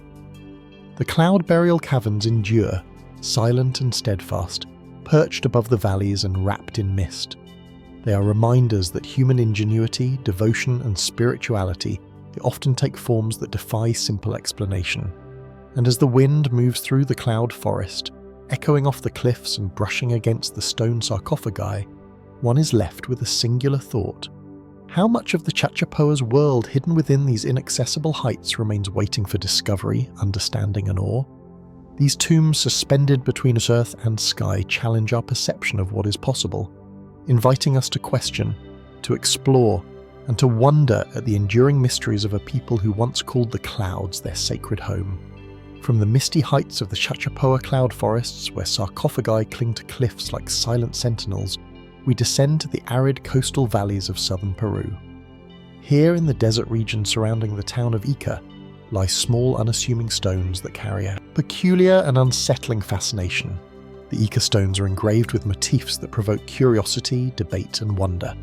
At first glance, the stones appear ordinary, rounded, smooth, shaped by erosion, and no larger than a hand. But upon closer inspection, one notices intricate carvings etched into their surfaces. Some depict scenes of animals long extinct, such as dinosaurs. Others illustrate humans engaging in advanced surgeries, astronomical observations, or mysterious technological apparatuses that seem far beyond the supposed knowledge of ancient Andean peoples. The detail is astonishing. Each figure is meticulously rendered with proportions, expressions, and actions captured as though observing reality firsthand. The stones were first brought to wider attention in the 1960s, collected from local farmers' fields. Many were said to have been found over generations, buried or hidden among desert sands. The mainstream archaeological perspective has generally been skeptical, often attributing the engravings to modern fabrication or hoax. Indeed, some stones may have been altered or even created for tourists, but others exhibit signs of age, patina, and wear consistent with long-term exposure, leaving uncertainty about their origins. What makes the Ica stones so compelling is the seeming complexity of their imagery. Scenes depict surgical procedures including trepidation and internal organ surgery with astonishing anatomical accuracy. There are depictions of telescopes, microscopes, maps of the stars, and human interaction with creatures that, according to conventional science, should never have coexisted with humans. How were such observations possible? Were these depictions purely symbolic, visionary, or allegorical? Or do they hint at knowledge lost to history that challenges our understanding of human development? The stone's physical characteristics invite further contemplation. Engraved in a medium of hard stone using tools that would have left discernible marks, the carvings are precise. The depth, line quality, and repeated patterns suggest deliberate craftsmanship over extended periods. Some researchers note that the stones may have been used as teaching tools or ritual objects, conveying knowledge visually in a society without written language. Could the stones represent a recording system, a memory of the past, or perhaps an attempt to preserve wisdom beyond mere oral tradition? The context of the region adds another layer to the mystery. Southern Peru is rich in pre-Columbian history, home to ancient civilizations such as the Nazca and Pericus cultures, known for geoglyphs, pottery, and textiles of extraordinary sophistication.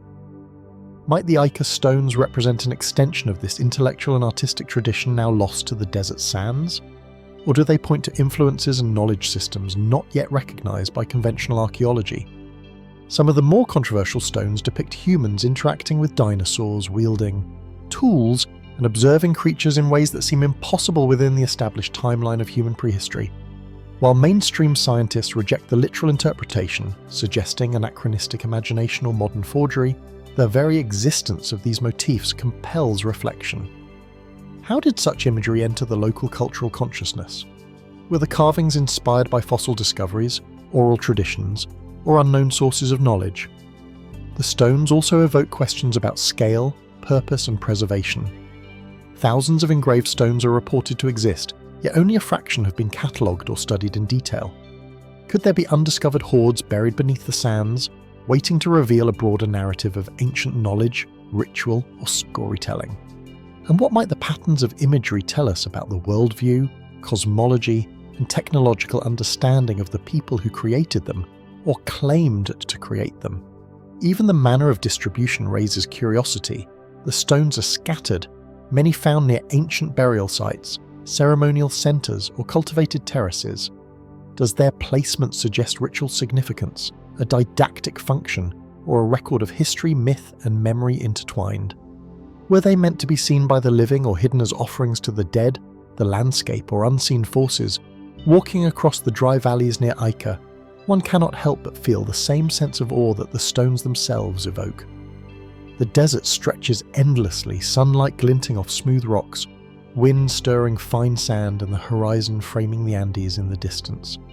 Amid this vast emptiness, the engraved stones seem to whisper, offering glimpses of lives, knowledge, and mysteries that remain tantalizingly out of reach. And yet, despite extensive study, the stones retain their enigma. Some may indeed be modern forgeries, while others may represent ancient cultural expressions whose origin, purpose, and meaning we have yet to grasp. How much of the Ica stone's story is lost, buried under centuries of sand, human skepticism, and time itself?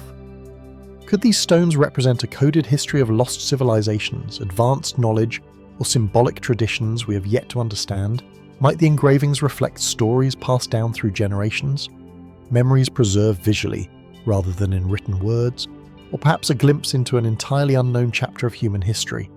The Ica stones endure as objects of fascination, bridging skepticism and wonder, tangible yet elusive, challenging our assumptions of what ancient people knew, believed, and recorded. They invite contemplation, careful observation, and a willingness to confront uncertainty. As the desert wind sweeps across the arid valley, lifting grains of sand over fields where farmers have found and collected the stones, one is left with a profound question. How many of these carved messages remain hidden beneath the earth, waiting to illuminate or further complicate our understanding of humanity's past? The Ica stones, with their intricate motifs and unresolved origins, continue to whisper across time, a testament to curiosity, craftsmanship, and the enduring enigma of knowledge lost, hidden, or perhaps never fully comprehended. From the arid deserts of Ica and the engraved stones that have perplexed scholars for decades, we now turn eastward across the vast Pacific Ocean toward the subtropical waters surrounding the southernmost islands of Japan. Off the coast of Yonaguni, beneath the clear turquoise waves, lies a series of submerged formations that have sparked debate, wonder, and controversy. The Yonaguni underwater structures. At first glance, the formations appear to be nothing more than natural rock sculpted over millennia by currents, tectonic pressure, and erosion. Yet as divers approach, the features take on a distinctly architectural character.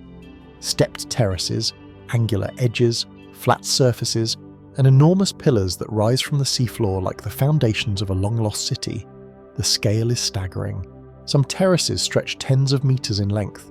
Massive monolithic blocks appear precisely aligned, forming what could be interpreted as walls, roads, or plazas. Sunlight filtering through the water casts shifting shadows, revealing the symmetry and geometry of the submerged landscape. The structures were first brought to the attention of the wider world in the 1980s when marine researcher Masaki Kimura documented and mapped the site. Mainstream geologists cautioned that the formations could be the product of natural tectonic activity, fracturing and erosion, noting the volcanic and sedimentary composition of the region. Yet, even those skeptical of artificiality acknowledged the extraordinary precision of the formations. Straight edges, right angles, and parallel terraces occur at scales rarely produced by natural processes alone. How did these patterns come to be, and is there more to their formation than geology can explain? The mystery deepens when considering the context. The site lies roughly 5 to 8 meters below sea level, though estimates suggest it may have been above water up to 10,000 years ago during the tail end of the last ice age. If the terraces and blocks are indeed man-made, could they represent evidence of a civilization predating known history, one whose memory was swallowed by rising seas? Might these structures have been ceremonial platforms, settlements, or defensive works? And if so, how advanced were the people who created them? Examining the formations underwater, divers note features resembling roads, staircases, and even a large triangular formation often referred to as a pyramid by enthusiasts. Some blocks appear deliberately shaped to interlock, as if engineered to withstand both time and tides. Could this be the remnants of a sunken city? Or is it an extraordinary case of geological coincidence? Perhaps it is both.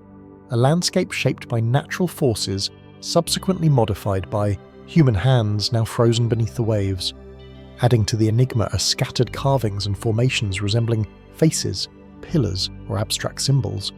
Are these purely natural anomalies, or do they hint at ritualistic or symbolic practices? Comparisons to megalithic structures elsewhere in the world, pyramids, step terraces, or ceremonial plazas, invite speculation about cross-cultural architectural principles, or even the existence of unknown advanced knowledge in prehistory. The site also raises questions about the resilience and ingenuity of ancient peoples. Constructing or modifying structures of this scale and placing them in areas now submerged would have required an intimate understanding of materials, geometry, and perhaps even water management. Did rising sea levels erase an entire chapter of human history, leaving only echoes preserved underwater? Could similar submerged sites exist elsewhere waiting to be revealed? Speculative theories abound. Some suggest the Yonaguni structures are remnants of lost civilizations, possibly connected to global myths of sunken continents such as the Moon or Atlantis. Others propose that the formations were sacred ceremonial sites designed to align with astronomical or tidal cycles. More fringe hypotheses even suggest knowledge of advanced engineering or surveying far earlier than traditionally believed. While none of these claims are verified, the very persistence of the mystery underscores the site's uncanny allure. Even scientific analysis cannot fully resolve the ambiguity. Geological surveys show fractures consistent with tectonic movement. Yet the pattern, scale, and regularity of terraces and flat surfaces defy complete explanation. Some terraces appear unnaturally smooth. Corners form near perfect right angles, and the alignment of certain blocks suggests intentional design. How do we reconcile these features with our understanding of natural processes? Is the answer purely in geology, or is there an imprint of human intention yet to be fully recognized? Exploring Yonaguni today is both exhilarating and humbling. Divers navigate corridors and terraces with flashlights cutting through the murky depths, their movements casting shadows that animate the submerged landscape. The site feels alive, a silent witness to the epic's long past, a threshold between human ambition and nature's vast, patient forces. Every dive reveals new angles, hidden crevices, or peculiar formations, yet the full extent of the site remains uncertain, veiled by the sea. And yet, for all the study, the site refuses definitive interpretation. How many terraces remain unmapped? Are there artifacts or tools hidden beneath sediment layers that could clarify the story? Could the structures reveal evidence of prehistoric engineering, social organisation, or ceremonial practice currently lost to the tides? Or are we observing a rare convergence of natural forces that coincidentally mimic human architecture, fooling the eye and challenging our assumptions? The Yonaguni underwater structures endure submerged and silent, a liminal space between land and sea, history and speculation. They invite reflection on the fragility of human achievement, the inexorable changes of climate and geology, and the tantalizing possibility that we have yet to uncover the full scope of human ingenuity. As currents swirl over terraces and monoliths, and sunlight fractures through the water in shifting patterns, one cannot help but wonder what else lies hidden beneath the waves, waiting to challenge what we think we know about ancient civilizations. Could these submerged formations be the keys to a forgotten chapter of human history? Or are they nature's extraordinary illusions, echoing the unknowable creativity of the Earth itself? The Yonaguni structures remain a profound enigma, their mysteries preserved beneath the sea, beckoning us to explore, question, and imagine the depths of time and human possibility. From the submerged terraces of Yonaguni and the silent mysteries beneath the Pacific, our journey moves to the remote mountains of China's Qinghai province, where the landscape is rugged, desolate, and strikingly beautiful. Here in the arid expanses surrounding Mount Bong lie one of the most perplexing and controversial archaeological enigmas of the modern world, the Baigong pipes. The first impression is deceptive. Nestled on the slopes of the mountain near the edge of a saline lake, one encounters a series of rust-cold cylindrical formations protruding from rocks and buried within soil. At first glance, they appear almost natural, mineralized fossils, iron deposits, or the result of geological forces over millennia. But closer inspection reveals something far more unusual. Hollow tubes of varying diameters, some arranged in apparent patterns, forming clusters and networks that seem deliberately organized. Some pipes extend deep into the mountainside, others stretch toward the water, their openings aligned with uncanny regularity. These formations were first brought to public attention in the 1990s. Locals and researchers alike noticed the hollow tubes embedded in the rock and within nearby caves, some of which extended over kilometers in length. The composition of the pipes is equally enigmatic. Tests reveal high concentrations of iron and silicon, leading some to suggest they are the product of natural mineralization. Yet the near-perfect cylindrical shape, uniform diameters, and the apparent integration into the surrounding rock challenge conventional geological explanations. How could natural processes alone produce such uniformity both in form and placement? Theories abound. Mainstream science tends toward explanations rooted in natural processes. Iron-rich deposits hardened over time, tree roots or fossilized reeds mineralized into pipe-like shapes, or volcanic activity created cavities later filled with sediment and minerals. However, skeptics note that the precision of certain formations, straight lines, right-angle junctions, and intersections resembling a primitive piping system suggests intentional design. Could these tubes have once been functional, channeling water or other materials, or are they simply geologically elevated by perception? The site itself adds layers to the mystery. The Bong pipes are found in clusters, some embedded in rock formations estimated to be hundreds of thousands, if not millions of years old. Radiometric dating of nearby formations complicates the narrative. If the surrounding rock predates modern human civilization, who or what could have created such structures? And if humans were responsible, what technology or understanding enabled their construction so long ago? Some researchers propose extraordinary possibilities. Could the pipes represent a lost civilization? A precursor culture with engineering capabilities far exceeding what conventional history allows? Are they remnants of ancient water systems, mining operations, or ritual structures now obscured by time and sediment? Fringe hypotheses even suggest extraterrestrial involvement, positing that the pipe's precise geometry and unusual composition hint at knowledge or techniques beyond terrestrial origin. While such ideas remain speculative, they underscore the enduring fascination of the site. Physical analysis raises additional questions. Some pipes contain mineralized deposits, while others appear hollow and lightweight, yet resist conventional drilling or sampling. The junctions where pipes intersect are often remarkably clean, with shapes resembling modern engineering joints. Could this imply a sophisticated understanding of materials and geometry? Or is it a natural quirk amplified by our perception of patterns?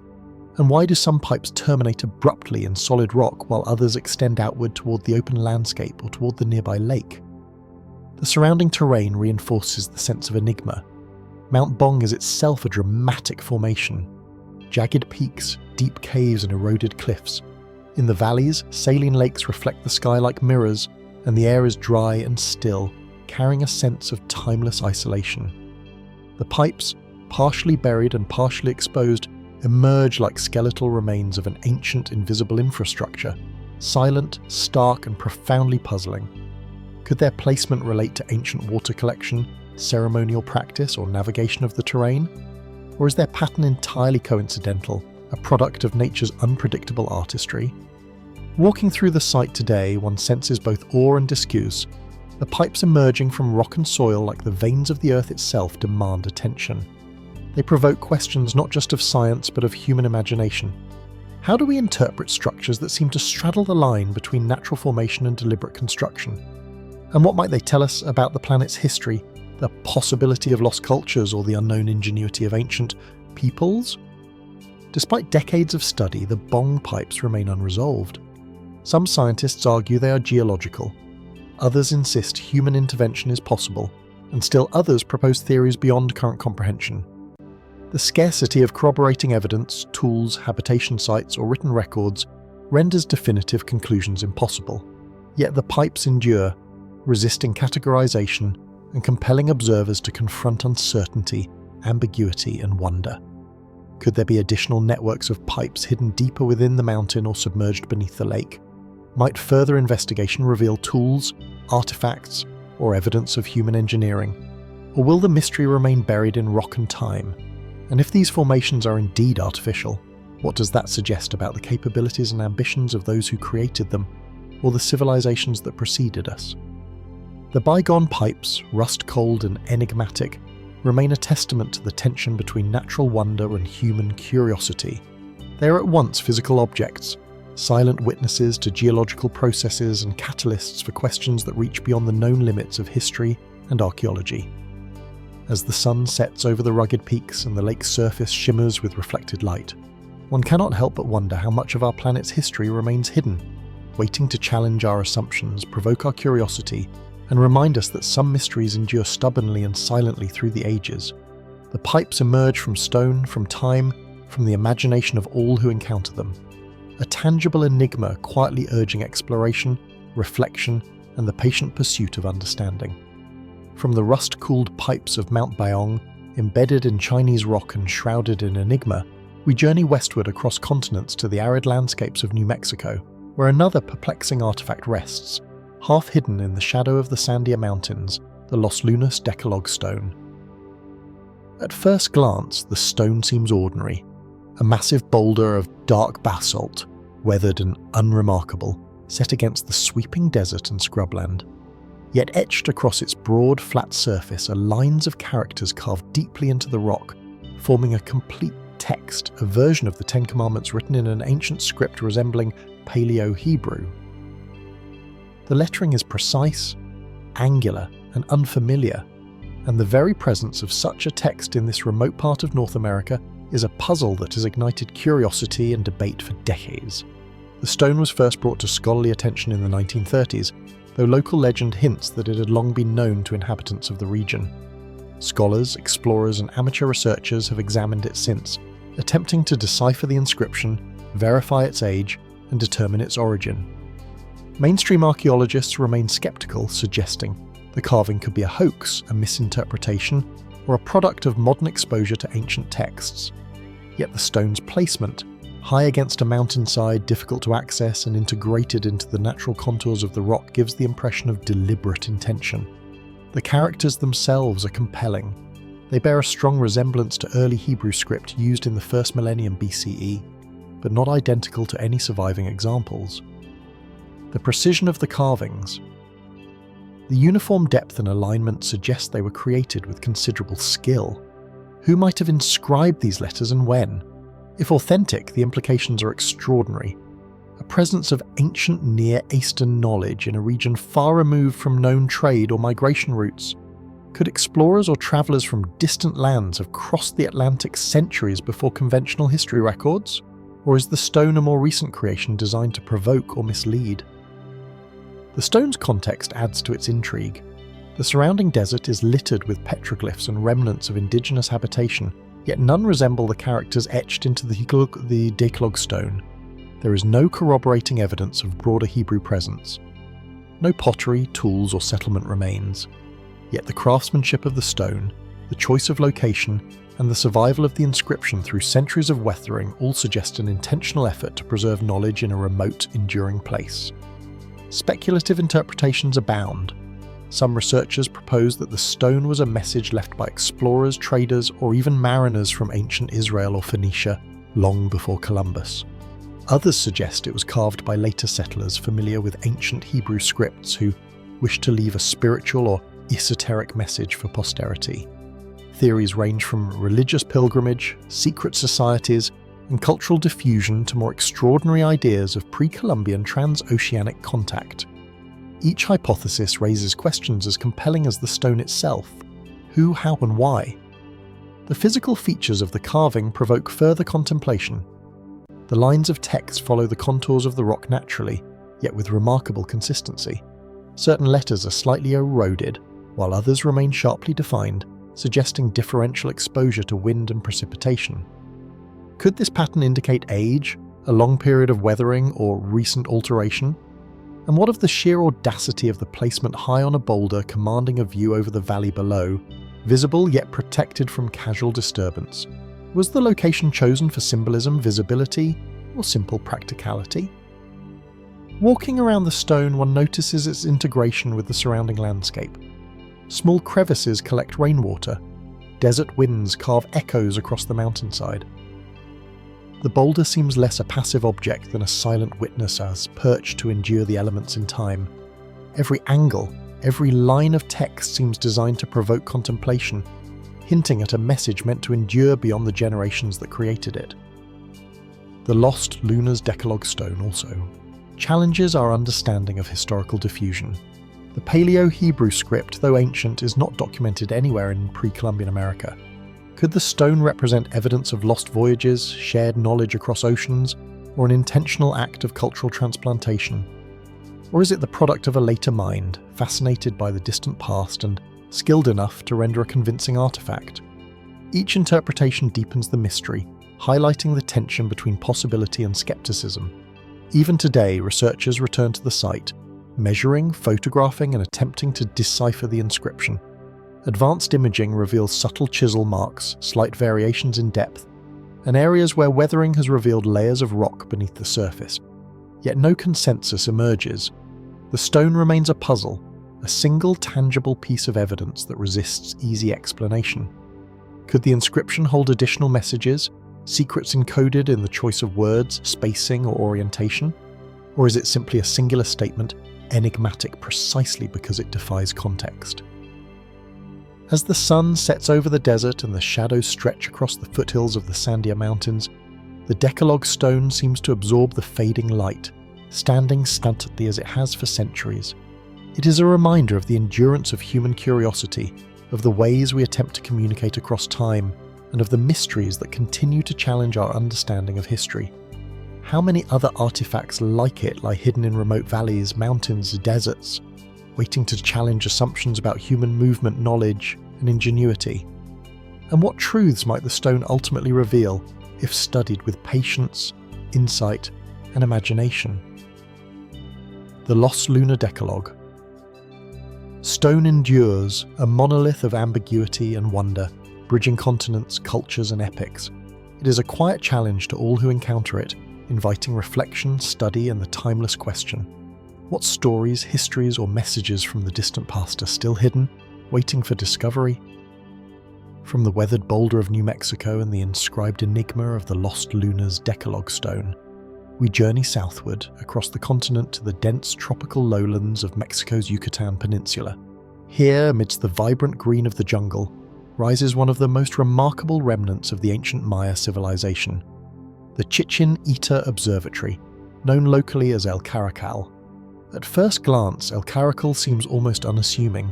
Its cylindrical tower perched atop a rectangular platform stands in contrast to the stepped pyramids and sprawling plazas of Chichen Itza. Yet its form is enigmatic. A spiralling staircase ascends the interior, curving along the walls of the tower, while windows and apertures punctuate the stone exterior at precise angles, facing the cardinal directions, solstices, and equinoxes. Sunlight striking the tower at certain times of year creates striking alignments and shadows, hinting at purposes that go beyond mere construction. The Maya, who flourished between roughly 600 and 1200 CE, are renowned for their astronomical sophistication. El Caracol, however, stands apart even within this advanced culture. The building's circular design is rare in Maya architecture, which typically favoured rectilinear forms. Scholars believe that its construction was intimately connected to the observation of celestial bodies, tracking Venus, the Moon, and the Sun, as well as the precise movement of stars across the sky. Its windows appear positioned to mark solstices, equinoxes, and possibly lunar cycles. Could the tower have functioned as a calendar, a ritual observatory, or both? Inside, the spiral staircase adds a layer of mystery. Ascending the interior, one notices the small apertures arranged at irregular intervals.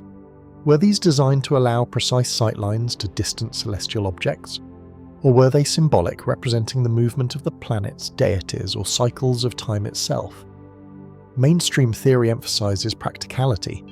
The Maya were meticulous astronomers who integrated observation into civic and ceremonial life, yet the sheer elegance and precision of El Caracol suggest intentionality that transcends mere utility, hinting at an aesthetic and spiritual dimension. Speculative interpretations extend the mystery further. Some researchers propose that El Caracol may have been used for advanced observations of planetary conjunctions, eclipses, and other phenomena, allowing Maya priests to predict and manipulate agricultural cycles, religious rituals, and social events. Others suggest that the tower embodies cosmological symbolism, its spiral form representing the cyclical nature of time, the path of the heavens, or a conduit between earth and the divine. Could the building itself have been a tool for encoding sacred knowledge, preserved in sculpture and stone for generations to interpret? The precision of the structure is particularly striking. The alignment of windows and doorways correlates closely with solar positions on the equinoxes and solstices. Shadows cast along the spiral staircase create patterns that could serve as visual markers, revealing astronomical events with remarkable accuracy. Was this purely functional, or does it also reflect a symbolic narrative, a dialogue between humans and the cosmos? Could the tower have been both a laboratory and a temple, simultaneously practical and sacred? The broader context of Chichen Itza deepens the intrigue. The city's plazas, pyramids, and ball courts demonstrate a culture of architectural mastery, mathematical understanding, and ritual significance. El Caracol, however, occupies a space apart from the city's main ceremonial centres, tucked slightly to the east. Its isolation raises questions. Was it intended for elite astronomers, seers, or priests? Was it a place for experimentation, observation, and recording of celestial movements, accessible only to those initiated into the deepest layers of Maya knowledge? The tower also challenges assumptions about Maya capabilities. Its circular form, spiral staircase, and carefully positioned apertures suggest advanced planning, precise measurement, and a deep understanding of the relationship between the earth and sky. Could knowledge embedded in its design include not only observation, but calculations of eclipses, planetary cycles, or even predictive astronomy? If so, what did this knowledge mean for the Maya worldview, governance, and ritual practice? Walking around El Caracol today, one cannot help but sense a dialogue between the building and the heavens. The structure seems to breathe with the passage of time, responding to the sun, moon, and stars with subtle shifts of light and shadow. Each window, each curve feels deliberate, a record of knowledge encoded in stone. And yet, despite centuries of study, questions remain. How precise were the Maya observations? What data did they record? And what did it mean to the society they served? Even with modern technology, laser scanning, 3D modelling, and astronomical simulations, El Caracol resists complete interpretation. Some features align perfectly with the celestial events, while others appear irregular. raising the possibility of unknown factors influencing its design. Could there be hidden patterns, symbolic layers, or cylindrical markers that remain undiscovered? How much of the Maya's astronomical and spiritual knowledge is captured here, waiting to be decoded? As the afternoon sun dips low over the jungle canopy, casting long shadows across the tower and the surrounding plaza, El Caracol stands as both a testament and a question. It is an enduring reminder that human curiosity, observation, and reverence for the cosmos can manifest in extraordinary ways, leaving structures that communicate across centuries. What other insights remain encoded in the stone, in the placement of windows, or in the curve of the spiral staircase? What wisdom did the Maya intend to preserve, and how much is still lost to time? The Chichen Itza Observatory endures, a monument to precision, observation, and imagination. Perched amidst the dense Yucatan jungle, it invites us to consider not only the ingenuity of the Maya, but the mysteries of the sky, the cosmos, and the knowledge that civilizations can leave behind, waiting for those who look carefully enough to see. From the lush Yucatan jungles and the circular precision of El Caracol, our journey now moves westward to the flat, fertile plains of southern Mesopotamia, where the earliest civilizations of humanity took root between the rivers Tigris and Euphrates. It is here in what is now modern-day Iraq that one of the most enigmatic artifacts of recorded history emerges, the Sumerian king list. At first glance, the king list appears deceptively simple, a clay tablet worn with age inscribed with neat columns of cuneiform writing. Yet these markings hold a narrative unlike any other.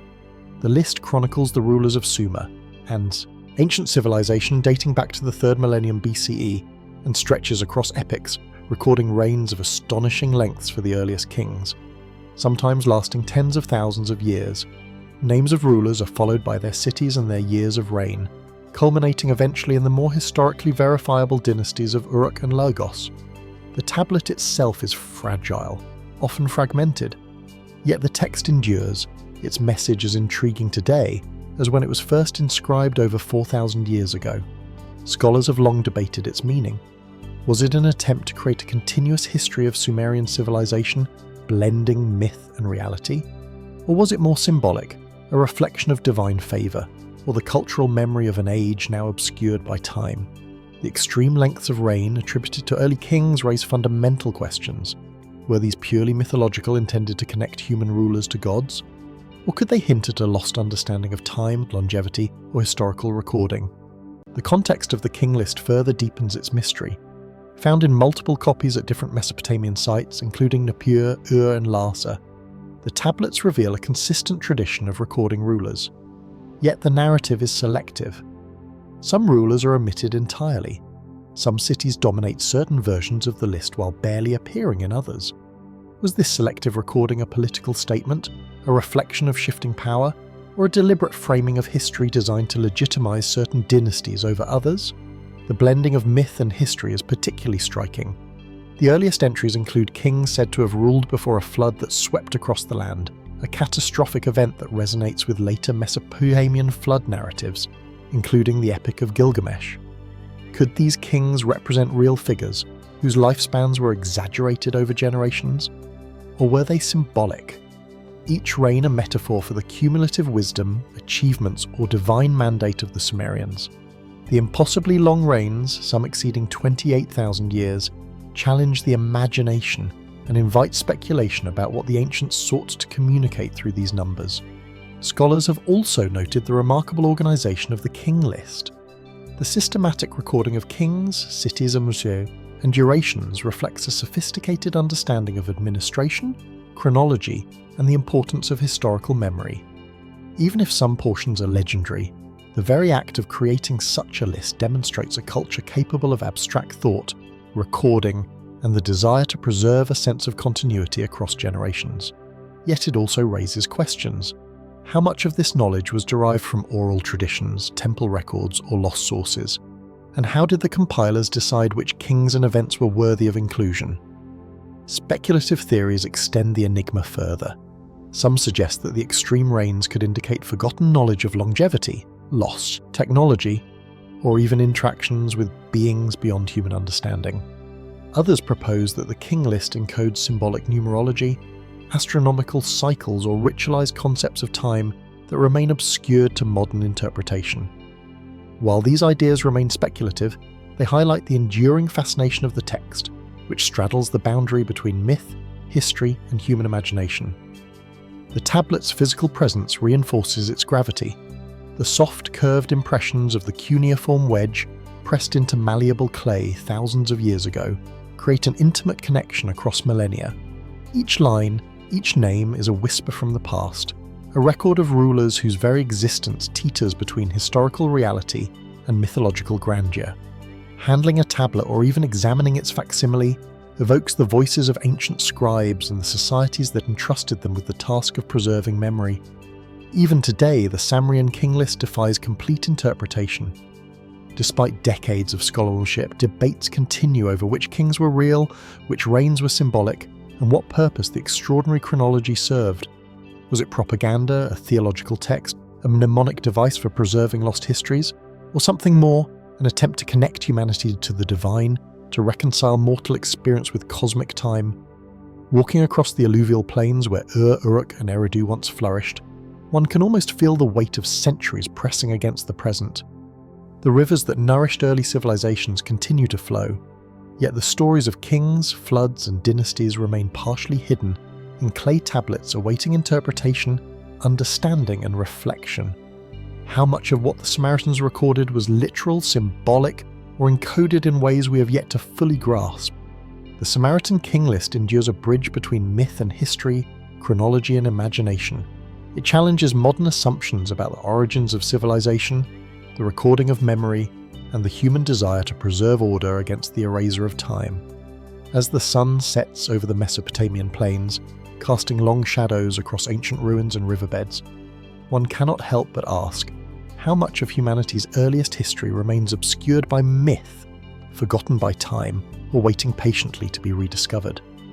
What truths lie hidden in the balance between legend and record?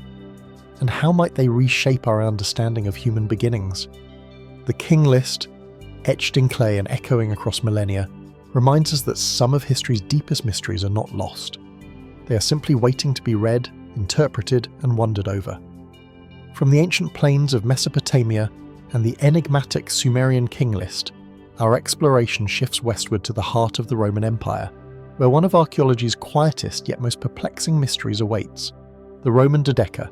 These small hollow objects, 12-sided, typically cast in bronze and punctuated with circular holes on each face, have been unearthed across Europe from Britain to Hungary. Their origin and purpose continue to confound scholars and enthusiasts alike. At first glance, a Roman dodecahedron is deceptively simple. About the size of a fist, often resting now in museum display cases, it is geometrically precise. 12 pentagonal faces, each pierced by a circular aperture of varying diameter, with knobs projecting from each vertex.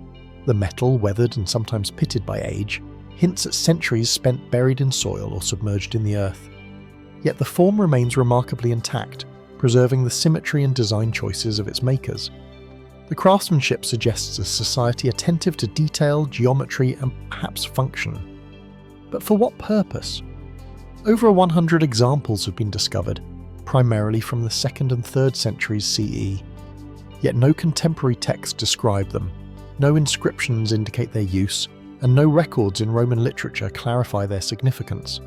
Were they practical tools, ceremonial objects, or symbols of knowledge?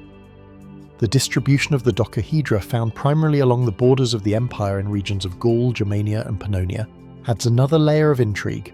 Why do these objects appear at the fringes of Roman control, rather than in the urban centres of Rome itself? Scholars have offered several conventional explanations. Some suggest they may have functioned as candle holders with the hollow interior and apertures diffusing light in specific ways. Others propose measuring devices, perhaps for surveying or calibrating distance based on the variation in hole diameters. A more ritualistic interpretation posits that they were astrological tools used by Roman priests or magi to track celestial movements, casting shadows through the apertures to interpret omens or mark seasons. Yet despite careful study, no single theory fully satisfies, and each object seems to resist definitive categorization. The construction of the dodecahedra itself is remarkable. The geometric precision of the 12 faces, the uniformity of the holes, and the carefully formed knobs suggest the intervention of skilled artisans familiar with casting techniques and aware of geometric principles.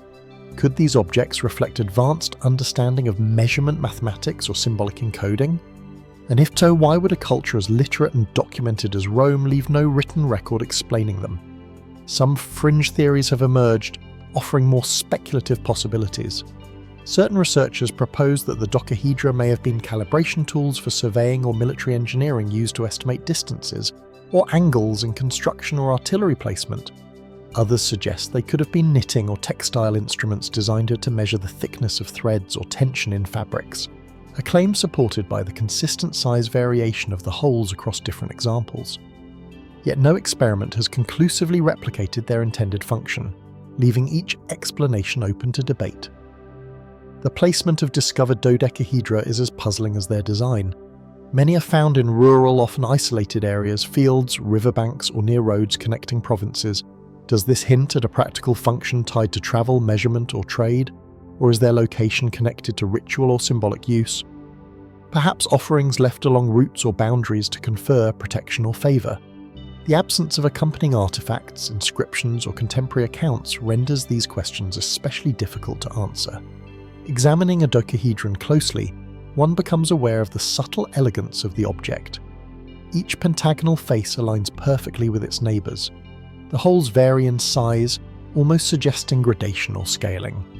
The knobs at vertices provide symmetry, a tactile dimension, and a hint at purpose beyond simple ornamentation. Could these features represent an interplay between art, mathematics, and utility? A fusion of Roman precision with symbolic meaning that modern observers struggle to decode. The mystery deepens when considering the cultural context. Romans were engineers, architects, and organisers of immense complexity, yet even within a society of prolific documentation, from Vuvius's treatises to the records of military campaigns, no mention of dodecahedra appears. What knowledge, what practice, or what belief did these objects embody that required silence or secrecy? Were they tools reserved for specialised groups, perhaps linked to ritual, craft, or military expertise? Or were they objects of curiosity intended to engage the mind and senses rather than fulfill a utilitarian role? Even today, scholars attempt to reverse engineer the dodecahedra, studying dimensions, distributions, and potential functions. Some experiments involve measuring shadow patterns, testing fit for rods or rods in the holes, or simulating textile use. Each approach offers tantalising hints, yet none fully explains the proliferation, precision, or cultural significance of the objects. Their origin remains as obscured as the motives of the hands that shaped them, their purpose lost to centuries of silence. Holding or observing a Roman dodecahedron evokes a rare sensation, a tangible link to a civilization we know through texts, coins, and ruins, yet one that deliberately or perhaps inadvertently leaves us with an enigma in miniature. What knowledge or tradition was encoded within these small symmetrical forms? What rituals, practices, or daily tasks might they have been part of now erased from written record? As we stand in the imagined streets of Roman towns or along the rivers of Germania, it is difficult not to marvel at the persistence of these objects scattered across the landscape like quiet metallic echoes of the past.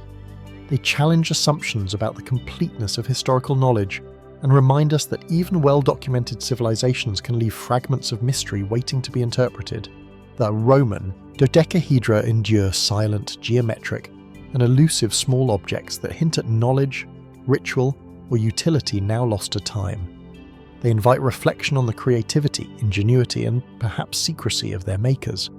What might we yet uncover about these artifacts? And what do they tell us about the fragments of history that survive not in books or inscriptions, but in the objects themselves? The dodecahedra remain a quiet enigma, their purpose unknown, their story unfinished, compelling us to look closer, think deeper, and embrace the mystery that lies at the heart of human history.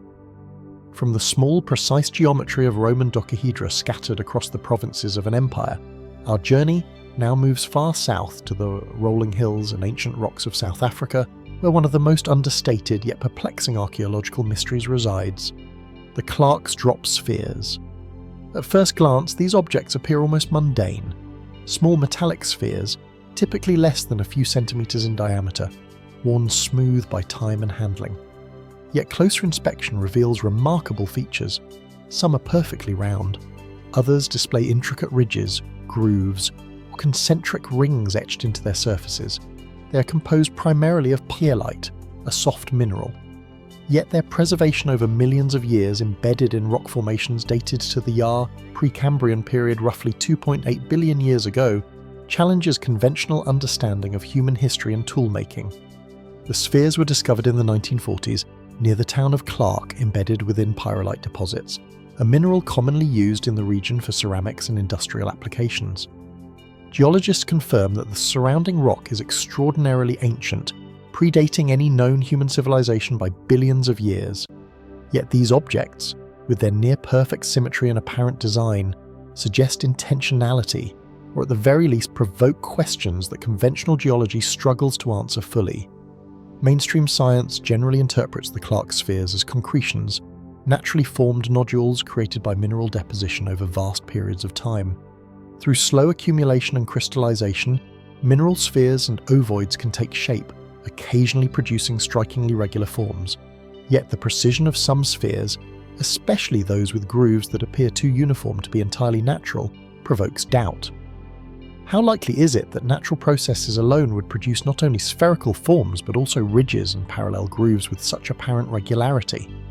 Some researchers have suggested that the grooves may result from internal stresses, shrinkage during mineralization, or even the influence of surrounding rock structures. Still, the consistency of the patterning across multiple specimens raises questions.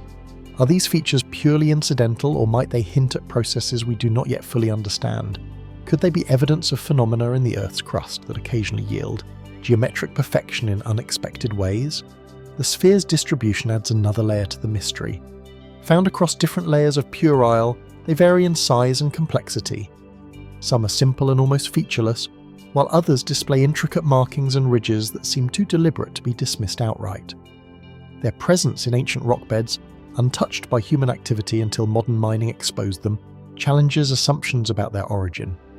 Could some natural processes inadvertently produce features that mimic artificial design?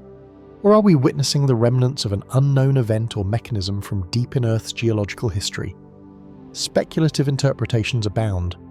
Fringe theories suggest the spheres may represent prehistoric tools or artifacts, remnants of a technologically advanced civilization lost to time. Some propose that they were used as machinery components, navigational instruments, or even symbolic objects with cultural significance. While these ideas remain unsubstantiated, they capture the imagination precisely because the spheres resist straightforward classification. Their symmetry, patterning, and remarkable preservation invite speculation that stretches beyond the limits of conventional geology. Holding a Klerksdorp sphere evokes a rare sense of connection to deep time. Here is an object forged in the earth long before humans walked the planet, yet its form appears deliberate, almost purposeful. The grooves trace paths that seem intentional. The curvature is near perfect, and the smoothness suggests either long erosion or careful shaping. How do we reconcile this physical reality with our understanding of natural processes and ancient history? The spheres also remind us of the limitations of perspective. In modern laboratories, researchers measure their diameter, analyze their mineral composition, and attempt to replicate natural formation processes. Yet each experiment uncovers nuances, slight variations, inconsistencies, and features that defy easy explanation. Could these objects be telling us something about Earth's geological past, the forces that shape the crust, or even the rare coincidences that occasionally produce geometric forms from natural phenomena? Or do they hint at something entirely different, something human or otherwise entirely unknown? The cultural fascination with Clark's spheres is part of their enduring appeal. They have been exhibited in museums, discussed in scholarly articles, and featured in speculative documentaries. Yet, every exploration only deepens the mystery. The sphere's unassuming size belies the profound questions they pose. How did they form? Could they ever have served a purpose? And what other objects lie hidden in the Earth, silently challenging our assumptions about the history of our planet and the capabilities of natural forces? Even today, in the quiet hills near Clark, where the reddish earth meets ancient rock, these spheres remain mostly unseen, their origin unresolved, their secrets intact. They are objects of patient intrigue, demanding careful observation, scientific inquiry, and a willingness to sit with uncertainty. In their smooth surfaces, concentric rings, and delicate symmetry, one senses both the vastness of geological time and the persistent human impulse to question, interpret, and imagine. The Clark's spheres endure, small and unassuming, yet monumental in the questions they inspire. They invite us to reconsider the narrative of Earth's deep past, to wonder at the processes that shape the planet, and to confront the possibility that some mysteries embedded in rock and time may never be fully explained. As sunlight glints off the smooth metallic surfaces of a sphere resting in the hand, one cannot help but reflect. Are these the result of chance deep Earth processes, or something more extraordinary? And if more such artifacts exist, waiting quietly beneath the surface, what might they reveal about the hidden chapters of our planet's long and enigmatic history? The Klerksdorp spheres remain a silent testament to mystery, patience, and wonder. A small but enduring bridge between the incomprehensible vastness of geological time and the human quest to understand the past. From the smooth, enigmatic Klerksdorp spheres of South Africa, we turn once more to the east to the verdant plains of Jiang province in China, where a network of subterranean chambers carved with meticulous precision and vast scale has challenged archaeologists and explorers for decades: the Longyou Caves. At first glance, the caves are almost impossible to grasp in their entirety. They are immense underground chambers, some spanning over 1,500 square meters, with ceilings reaching heights of more than 30 feet, all carved from solid sandstone. The walls, floors, and sword and ceilings are etched with deliberate patterns of parallel lines and square grids forming a geometric lattice that stretches across each surface with astonishing consistency. Walking through the caves today, the scale and precision are immediately evident. Every wall appears measured, every incision carefully executed. Yet the caves exist without a single inscription, date, or record attributing them to a known builder or dynasty. Discovered by villagers in 1992 while draining water from a pond, the Longyou Caves immediately drew attention for both their sheer size and the absence of historical documentation. Ancient Chinese records make no mention of their construction, leaving researchers to speculate who built these subterranean chambers and for what purpose. The geometric engravings, uniform in width and depth, suggest intentionality that goes far beyond mere excavation. Could these grooves have served a functional purpose, structural reinforcement, water management, or ritual acoustics? Or were they primarily symbolic, designed to communicate meaning lost to time? Mainstream archaeologists have proposed that the caves were created using basic hand tools over centuries, a Herculean labour project possibly tied to regional authorities or local communities. Yet the precision, scale, and consistency of the carvings defy expectations of such ancient manual labour. The chambers are often interlined, forming a labyrinth that is both architecturally coherent and structurally stable, as if the builders possessed not only immense patience, but sophisticated engineering knowledge. How could such feats be accomplished with no contemporary record in an era when monumental constructions were usually documented in imperial annals? The walls themselves are a riddle. The parallel lines etched uniformly form square or diamond patterns across surfaces, intersecting in ways that suggest measurement, rhythm, or pattern recognition. Could these have functioned as guides for construction, marking intervals for excavation and support? Or do they represent symbolic or ritual significance, a deliberate communication of order, cosmology, or sacred numerology? Even after careful examination, the purpose of these engravings remains elusive. Speculative interpretations stretch even further. Some researchers have suggested that the caves were ceremonial or ritual spaces designed for gatherings, meditation, or spiritual observances hidden from the surface world. Others propose more extraordinary ideas that the caves were repositories of knowledge, secret shelters, or even subterranean observatories designed to interact with sound, light, or celestial patterns in ways we have yet to fully understand. The sheer labour invested hints at a civilization with both organisation and motive, yet its story has vanished, leaving only the stone to whisper its secrets. The precision of the Longyou Caves evokes awe. Horizontal and vertical grooves maintain consistent width and spacing across vast surfaces. Columns appear perfectly aligned. The geometry is meticulous. Some surfaces are carved at angles, forming trapezoidal floors or slightly inclined ceilings, features that could influence drainage, acoustics, or structural stability. Were these choices practical, aesthetic, or symbolic? Could the builders have been exploring principles of harmony, proportion, and geometry unknown to the surrounding civilizations? Their scale also invites reflection. Carving thousands of cubic meters of sandstone by hand would have required tens of thousands of person-hours, careful planning, and logistical expertise. Who organised such a monumental effort? Why leave no inscription, no artefacts, and no record of the endeavour? And if the caves were intended for public use, why were they hidden underground, accessible only by descent through carefully constructed entrances? Even the surrounding environment adds to the enigma.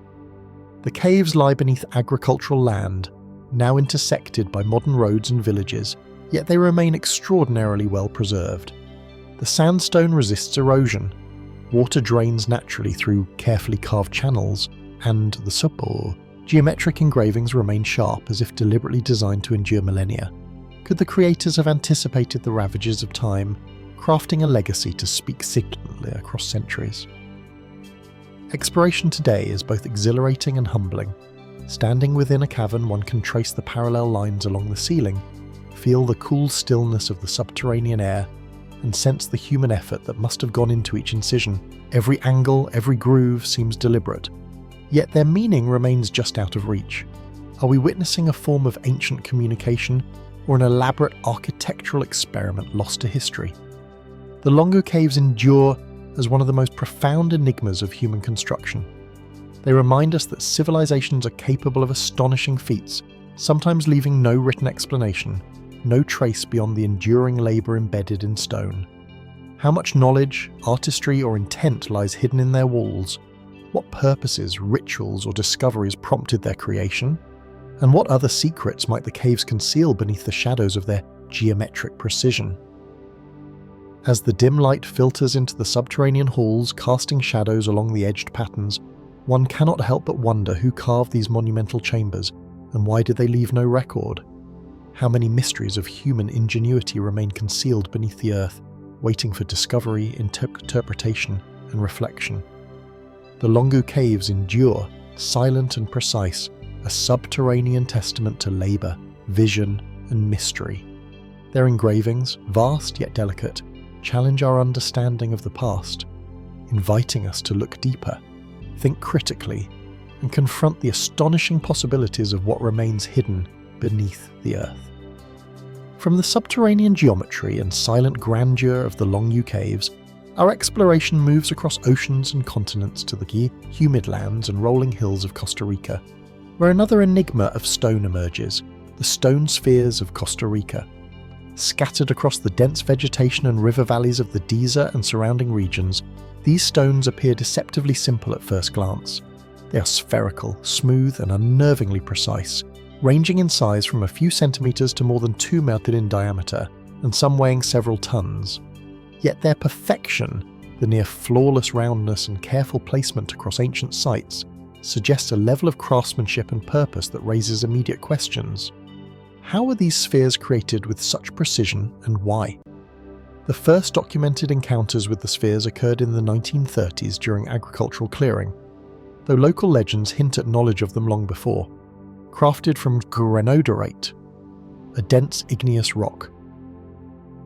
The spheres required extraordinary effort to shape and transport long before modern tools existed in the region. Many were found partially buried or in clusters aligned in seemingly deliberate formations, often near ceremonial centres, plazas, or pathways of pre-Columbian settlements. Their placement hints at intentionality, yet their exact function remains elusive. Mainstream archaeology suggests that the spheres were created by the Dye culture, flourishing between roughly 500 CE and 1500 CE, and may have served symbolic, ceremonial, or status-related purposes.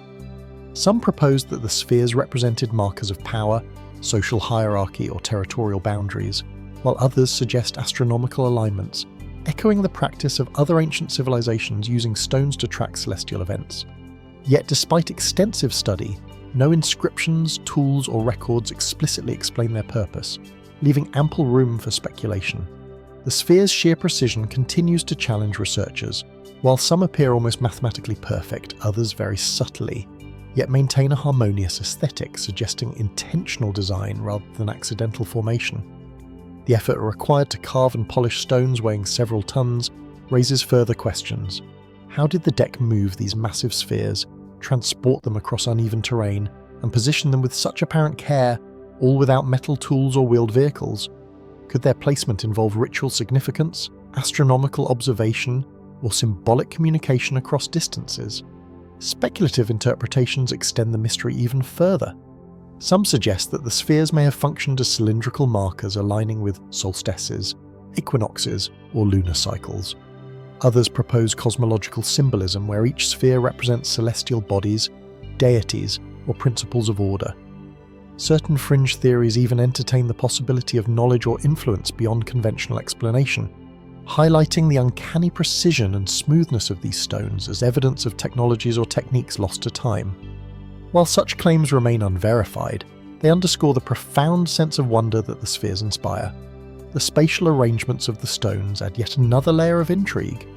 Some clusters form straight lines suggesting pathways or processional routes, while others appear in circular or elliptical configurations, perhaps marking ceremonial plazas or communal gathering points.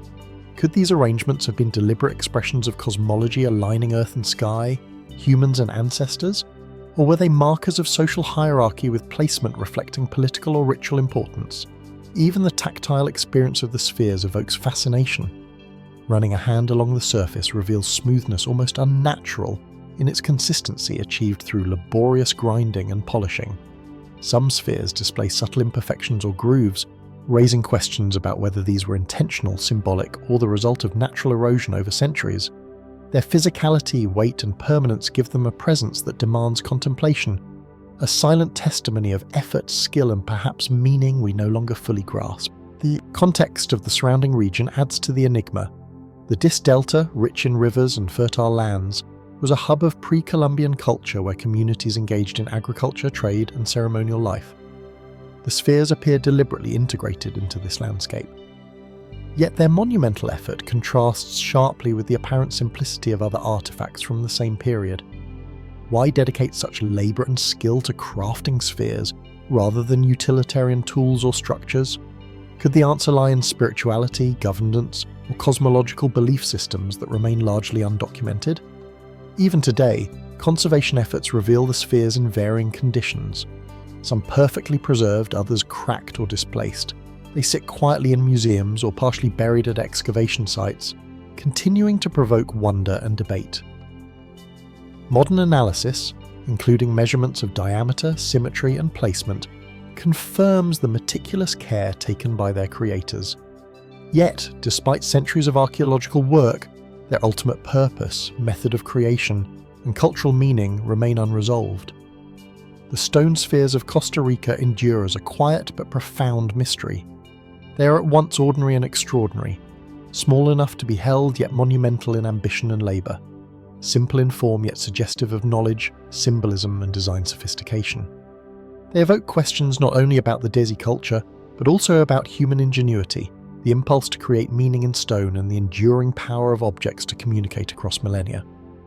As the tropical sun filters through the canopy and the distant hum of insects fills the air, one cannot help but reflect, why did the deck invest such effort into these perfect forms?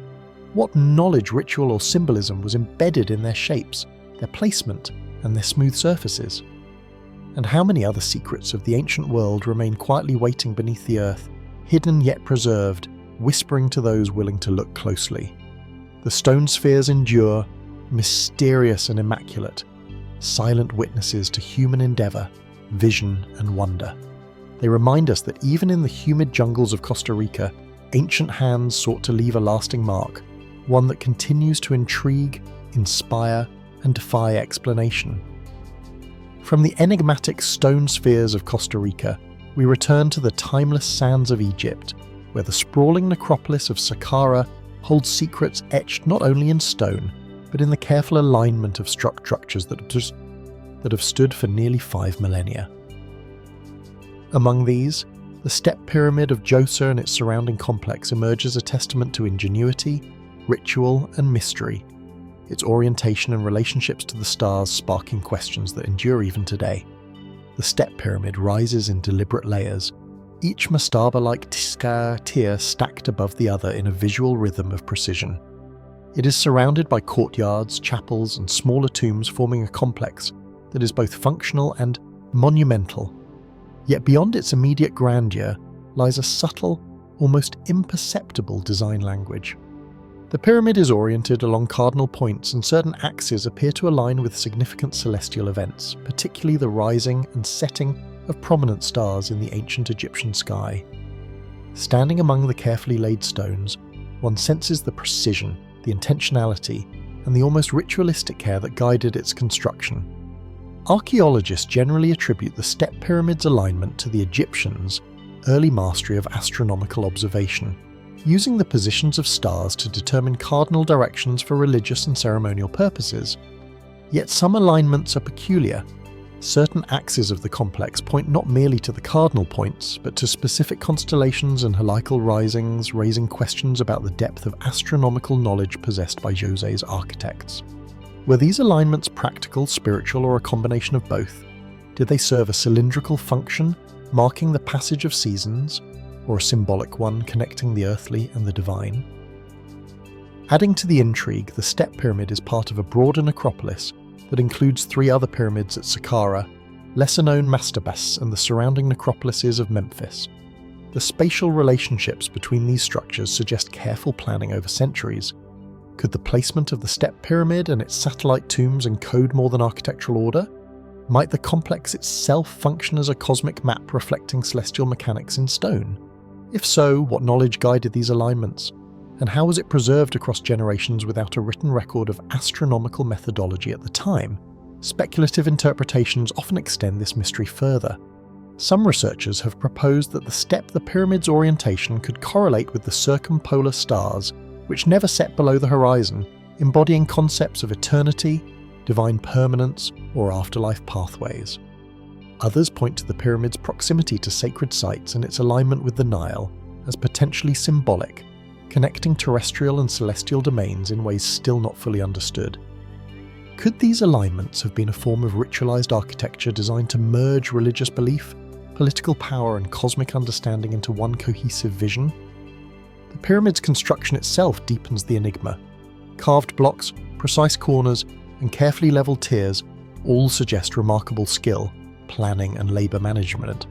Yet, it is the combination of this physical craftsmanship with subtle celestial orientation that continues to intrigue. The ancient architects may have possessed observational tools lost to us today, or perhaps their understanding of the heavens relied on careful systematic tracking over decades. How much knowledge was encoded in this arrangement, and how was it transmitted from astronomer to architect, from priest to builder? Even the surrounding desert landscape plays a role. From above, the complex reveals patterns that are imperceptible at ground level, suggesting that the Egyptians may have conceptualized the step pyramid not only in relation to the stars, but also in relation to the broader topography of Saqqara. Certain alignments coincide with distant hills or valleys, creating visual axes that guide the eye and perhaps the spirit. Were these elements part of a grand ceremonial choreography intended to integrate landscape, architecture, and sky into a single sacred tableau? Intriguingly, subtle variations in orientation between structures within the complex raise additional questions.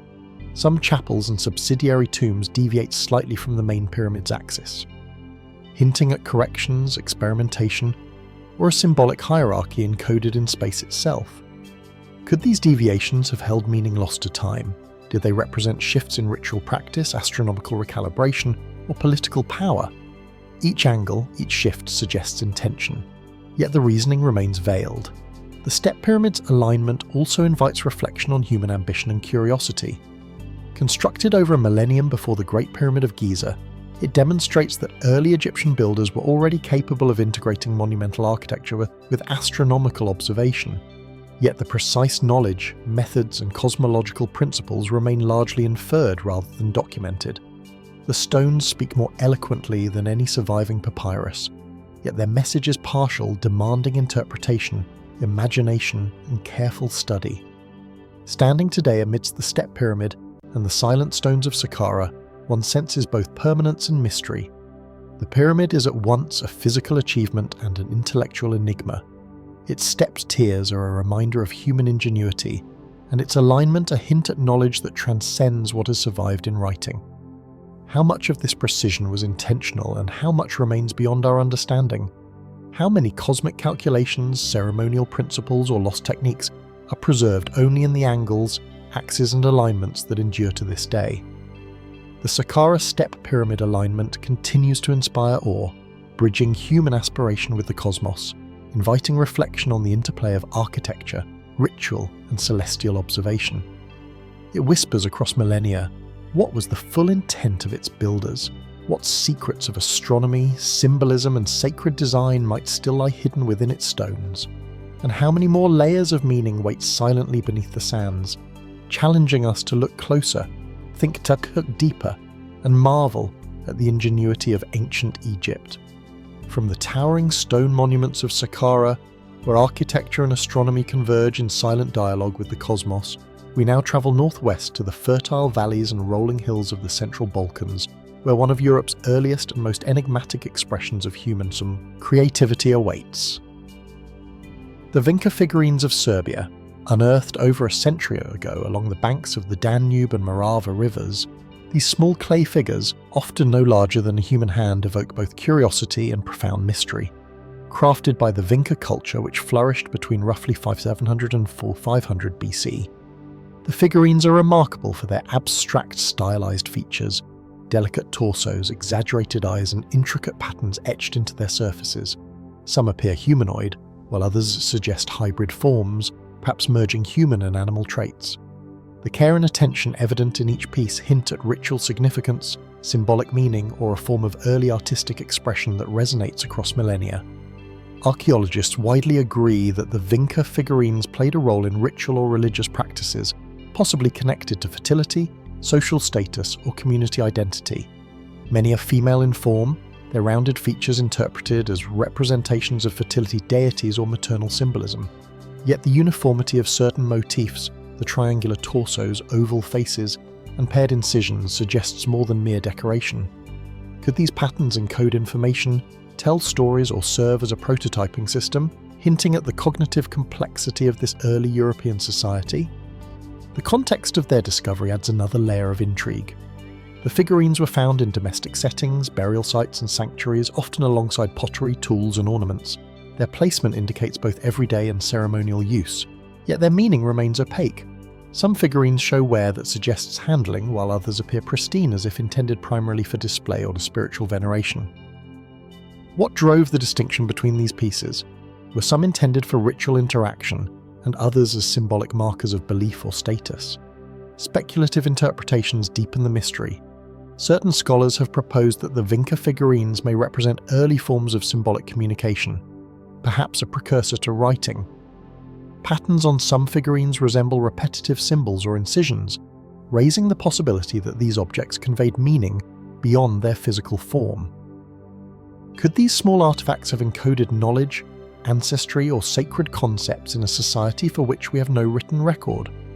Alternatively, might they have functioned as amulets or talismans, objects believed to possess protective or transformative power in a world guided by spiritual forces?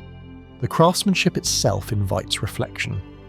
Many figurines exhibit remarkable symmetry and proportionality achieved without the benefit of kilns capable of extreme heat or metal tools. The clay was carefully shaped, fired at low temperatures, and sometimes painted or incised with geometric motifs. This suggests a sophisticated understanding of material properties, artistic convention, and symbolic representation. How did the Vinca people acquire such precision, and what cultural or ritual knowledge informed these choices? Some figurines portray enigmatic postures or gestures. Arms may be folded or extended, heads tilted, and facial features rendered with stylized emphasis, especially the eyes. Scholars have debated the significance of these forms. Are they merely aesthetic, or do they convey intention, narrative, or identity? Could the repeated motifs indicate shared cultural or religious knowledge passed from artisan to artisan, generation to generation in a society that left no written account? The distribution of these artifacts across the Vinca heartland suggests a culture with both regional cohesion and diversity of expression. Figurines were not isolated creations. They appear in clusters within settlements, pointing to communal significance. The coexistence of everyday objects alongside these figurines highlights their dual-to-all nature as both practical and symbolic. Did the Vinca people view these figures as conduits between the human and spiritual worlds, objects that mediated social cohesion or tools for ritual observance? Even today, the figurines maintain an aura of quiet mystery. Holding one feels the imprint of human intention, the care of hands that lived thousands of years ago, and the deliberate shaping of form and meaning. The abstract nature of these objects simultaneously obscures and reveals, inviting interpretation while resisting definitive explanation. Their eyes, oversized and enigmatic, seem to peer across the ages, a reminder of the cognitive and cultural depth of early societies. The Vinca figurines endure as both art and enigma. They exemplify the intersection of human creativity, spiritual expression, and social organization in Neolithic Europe.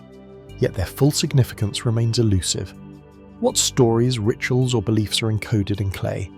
What knowledge or symbolism guided their creation? And how much of the cultural world of the Vinca people lies permanently hidden, accessible only through the silent testimony of these small, compelling forms? As one wanders the rolling hills and river valleys of Serbia, imagining the ancient settlements from which these figurines emerged, it is difficult not to feel a profound connection to the people who shaped them. In the curves of a torso, the incisions of a pattern, and the abstract gaze of a figure, we glimpse a society capable of both artistry and complex thought. Yet their world, like their figurines, remains partially concealed, an enduring invitation to study, wonder, and reflect. The Vinca figurines remain silent witnesses to human imagination, ritual, and culture, bridging the millennia between past and present. They compel us to ask, what meaning now lost did they hold? What fragments of early human thought and belief survive only in these small enigmatic forms? And how many more mysteries of ancient Europe await discovery, quietly lying beneath the earth, whispering across time from the small yet profound Vinca figurines of Serbia? We journey across the Atlantic to the subtropical landscape of Florida, where a singular monument of human ambition and mystery rises from the coral-laden earth. Coral Castle in Homestead, USA. Unlike the structured pyramids of Egypt or the enigmatic spheres of Costa Rica, Coral Castle is an intricate labyrinth of massive stone sculptures shaped and positioned with an artistry and precision that continues to astonish and confound. At first glance, Coral Castle seems almost impossible. Over 100 tons of oolite limestone were quarried, sculpted, and arranged into walls, towers, obelisks, and tables, some weighing several tons each. Doors pivot with astonishing ease despite their immense weight, and precisely carved stone furniture, fountains, and astronomical alignments populate the compound with a quiet, contemplative energy. Every surface is smoothed, every curve deliberate, and yet there is no historical record of large crews, cranes, or machinery. Only the enigmatic figure of Ed Lee Skolin, a solitary man working at night over nearly 3 decades. Lead Skolin, a Latvian immigrant, claimed he understood the secrets of the pyramids, suggesting that he had unlocked the principles of leverage, magnetism, or weight manipulation. While skeptics point to simple ingenuity, pulleys, and basic mechanical advantage, the scale of Coral Castle challenges conventional logic. How could a single man, often working in isolation, quarry, transport, and sculpt massive blocks with such precision without machinery, scaffolding, or modern tools? Mainstream historians acknowledge Leeds Kalin's achievement as a remarkable feat of engineering and determination. Yet even detailed documentation fails to explain the subtleties of Coral Castle. Certain doors weighing several tons rotate on their hinges with the lightest touch. Stones balanced with perfect alignment and complex arrangements appear to form functional and symbolic patterns throughout the property. Was Leeds Collins simply a master of ingenuity, or did he exploit forces or techniques that remain misunderstood today? Speculative interpretations abound. Some enthusiasts suggest that Leedskin tapped into anti-gravitational principles, magnetic fields, or undiscovered scientific laws to manipulate stone effortlessly. Others interpret Coral Castle as a manifestation of a personal cosmology where astronomical alignment, geometry, and symbolic references intersect. Certain structures appear oriented with celestial bodies, the solstices, and lunar positions, hinting that Colin may have encoded knowledge of the heavens into his creation, transforming stone into both functional art and celestial map. The materials themselves offer intrigue. The limestone blocks quarried locally are soft enough to carve by hand, yet heavy and dense once transported. Leeds Colin claimed that he worked alone at night to avoid observation, a statement that contributes to the legend and mystique.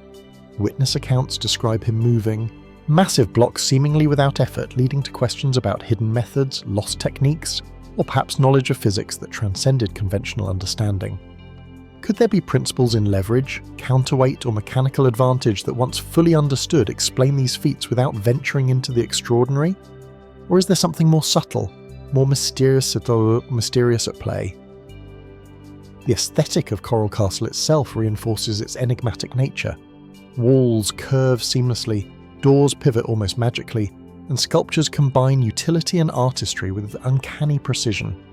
The spaces invite exploration, contemplation, and even meditation, suggesting that the site was more than a personal labour of love. It may have been a deliberate expression of Leeds Colin's worldview, philosophy, or understanding of natural forces. Every corner, every pivoting door, every sculpted chair evokes both awe and inquiry. Even the engineering challenges provoke wonder. Aligning massive blocks on irregular terrain, ensuring balanced rotation of doors, and maintaining structural stability over decades while working alone requires both intuition and practical knowledge. Was Leeds Kalman a genius of observation, deducing principles from nature and geometry? Or did he stumble upon methods now lost? Perhaps simple in principle, but elusive in execution without direct demonstration. The broader cultural fascination with Coral Castle lies in its blend of artistry, engineering, and mystery. Visitors describe a sense of quiet astonishment, as if the stones themselves hold secrets waiting to be understood. The compound's relative seclusion, combined with its intricate details, creates an immersive experience, a place where the boundaries between human skill and the seemingly impossible blur. One cannot help but question how much remains unobserved, untested, or simply beyond our current comprehension. Today, Coral Castle stands largely as Leedskin left it. Silent, precise, and enigmatic, its stones endure, weathering the subtropical climate, while the story of their creation continues to inspire debate, speculation, and admiration. Was it sheer persistence and a mechanical ingenuity that made this possible? Or does the site hint at deeper principles of physics, magnetism, or geometry, partially understood and partially mysterious? As sunlight glints across the smooth surfaces of the oolite limestone, casting long shadows across pivoting doors and sculpted tables, one is reminded that human determination, creativity, and curiosity can produce feats that defy easy explanation. Coral Castle is both a testament to personal obsession and a monument that challenges our assumptions about what is possible.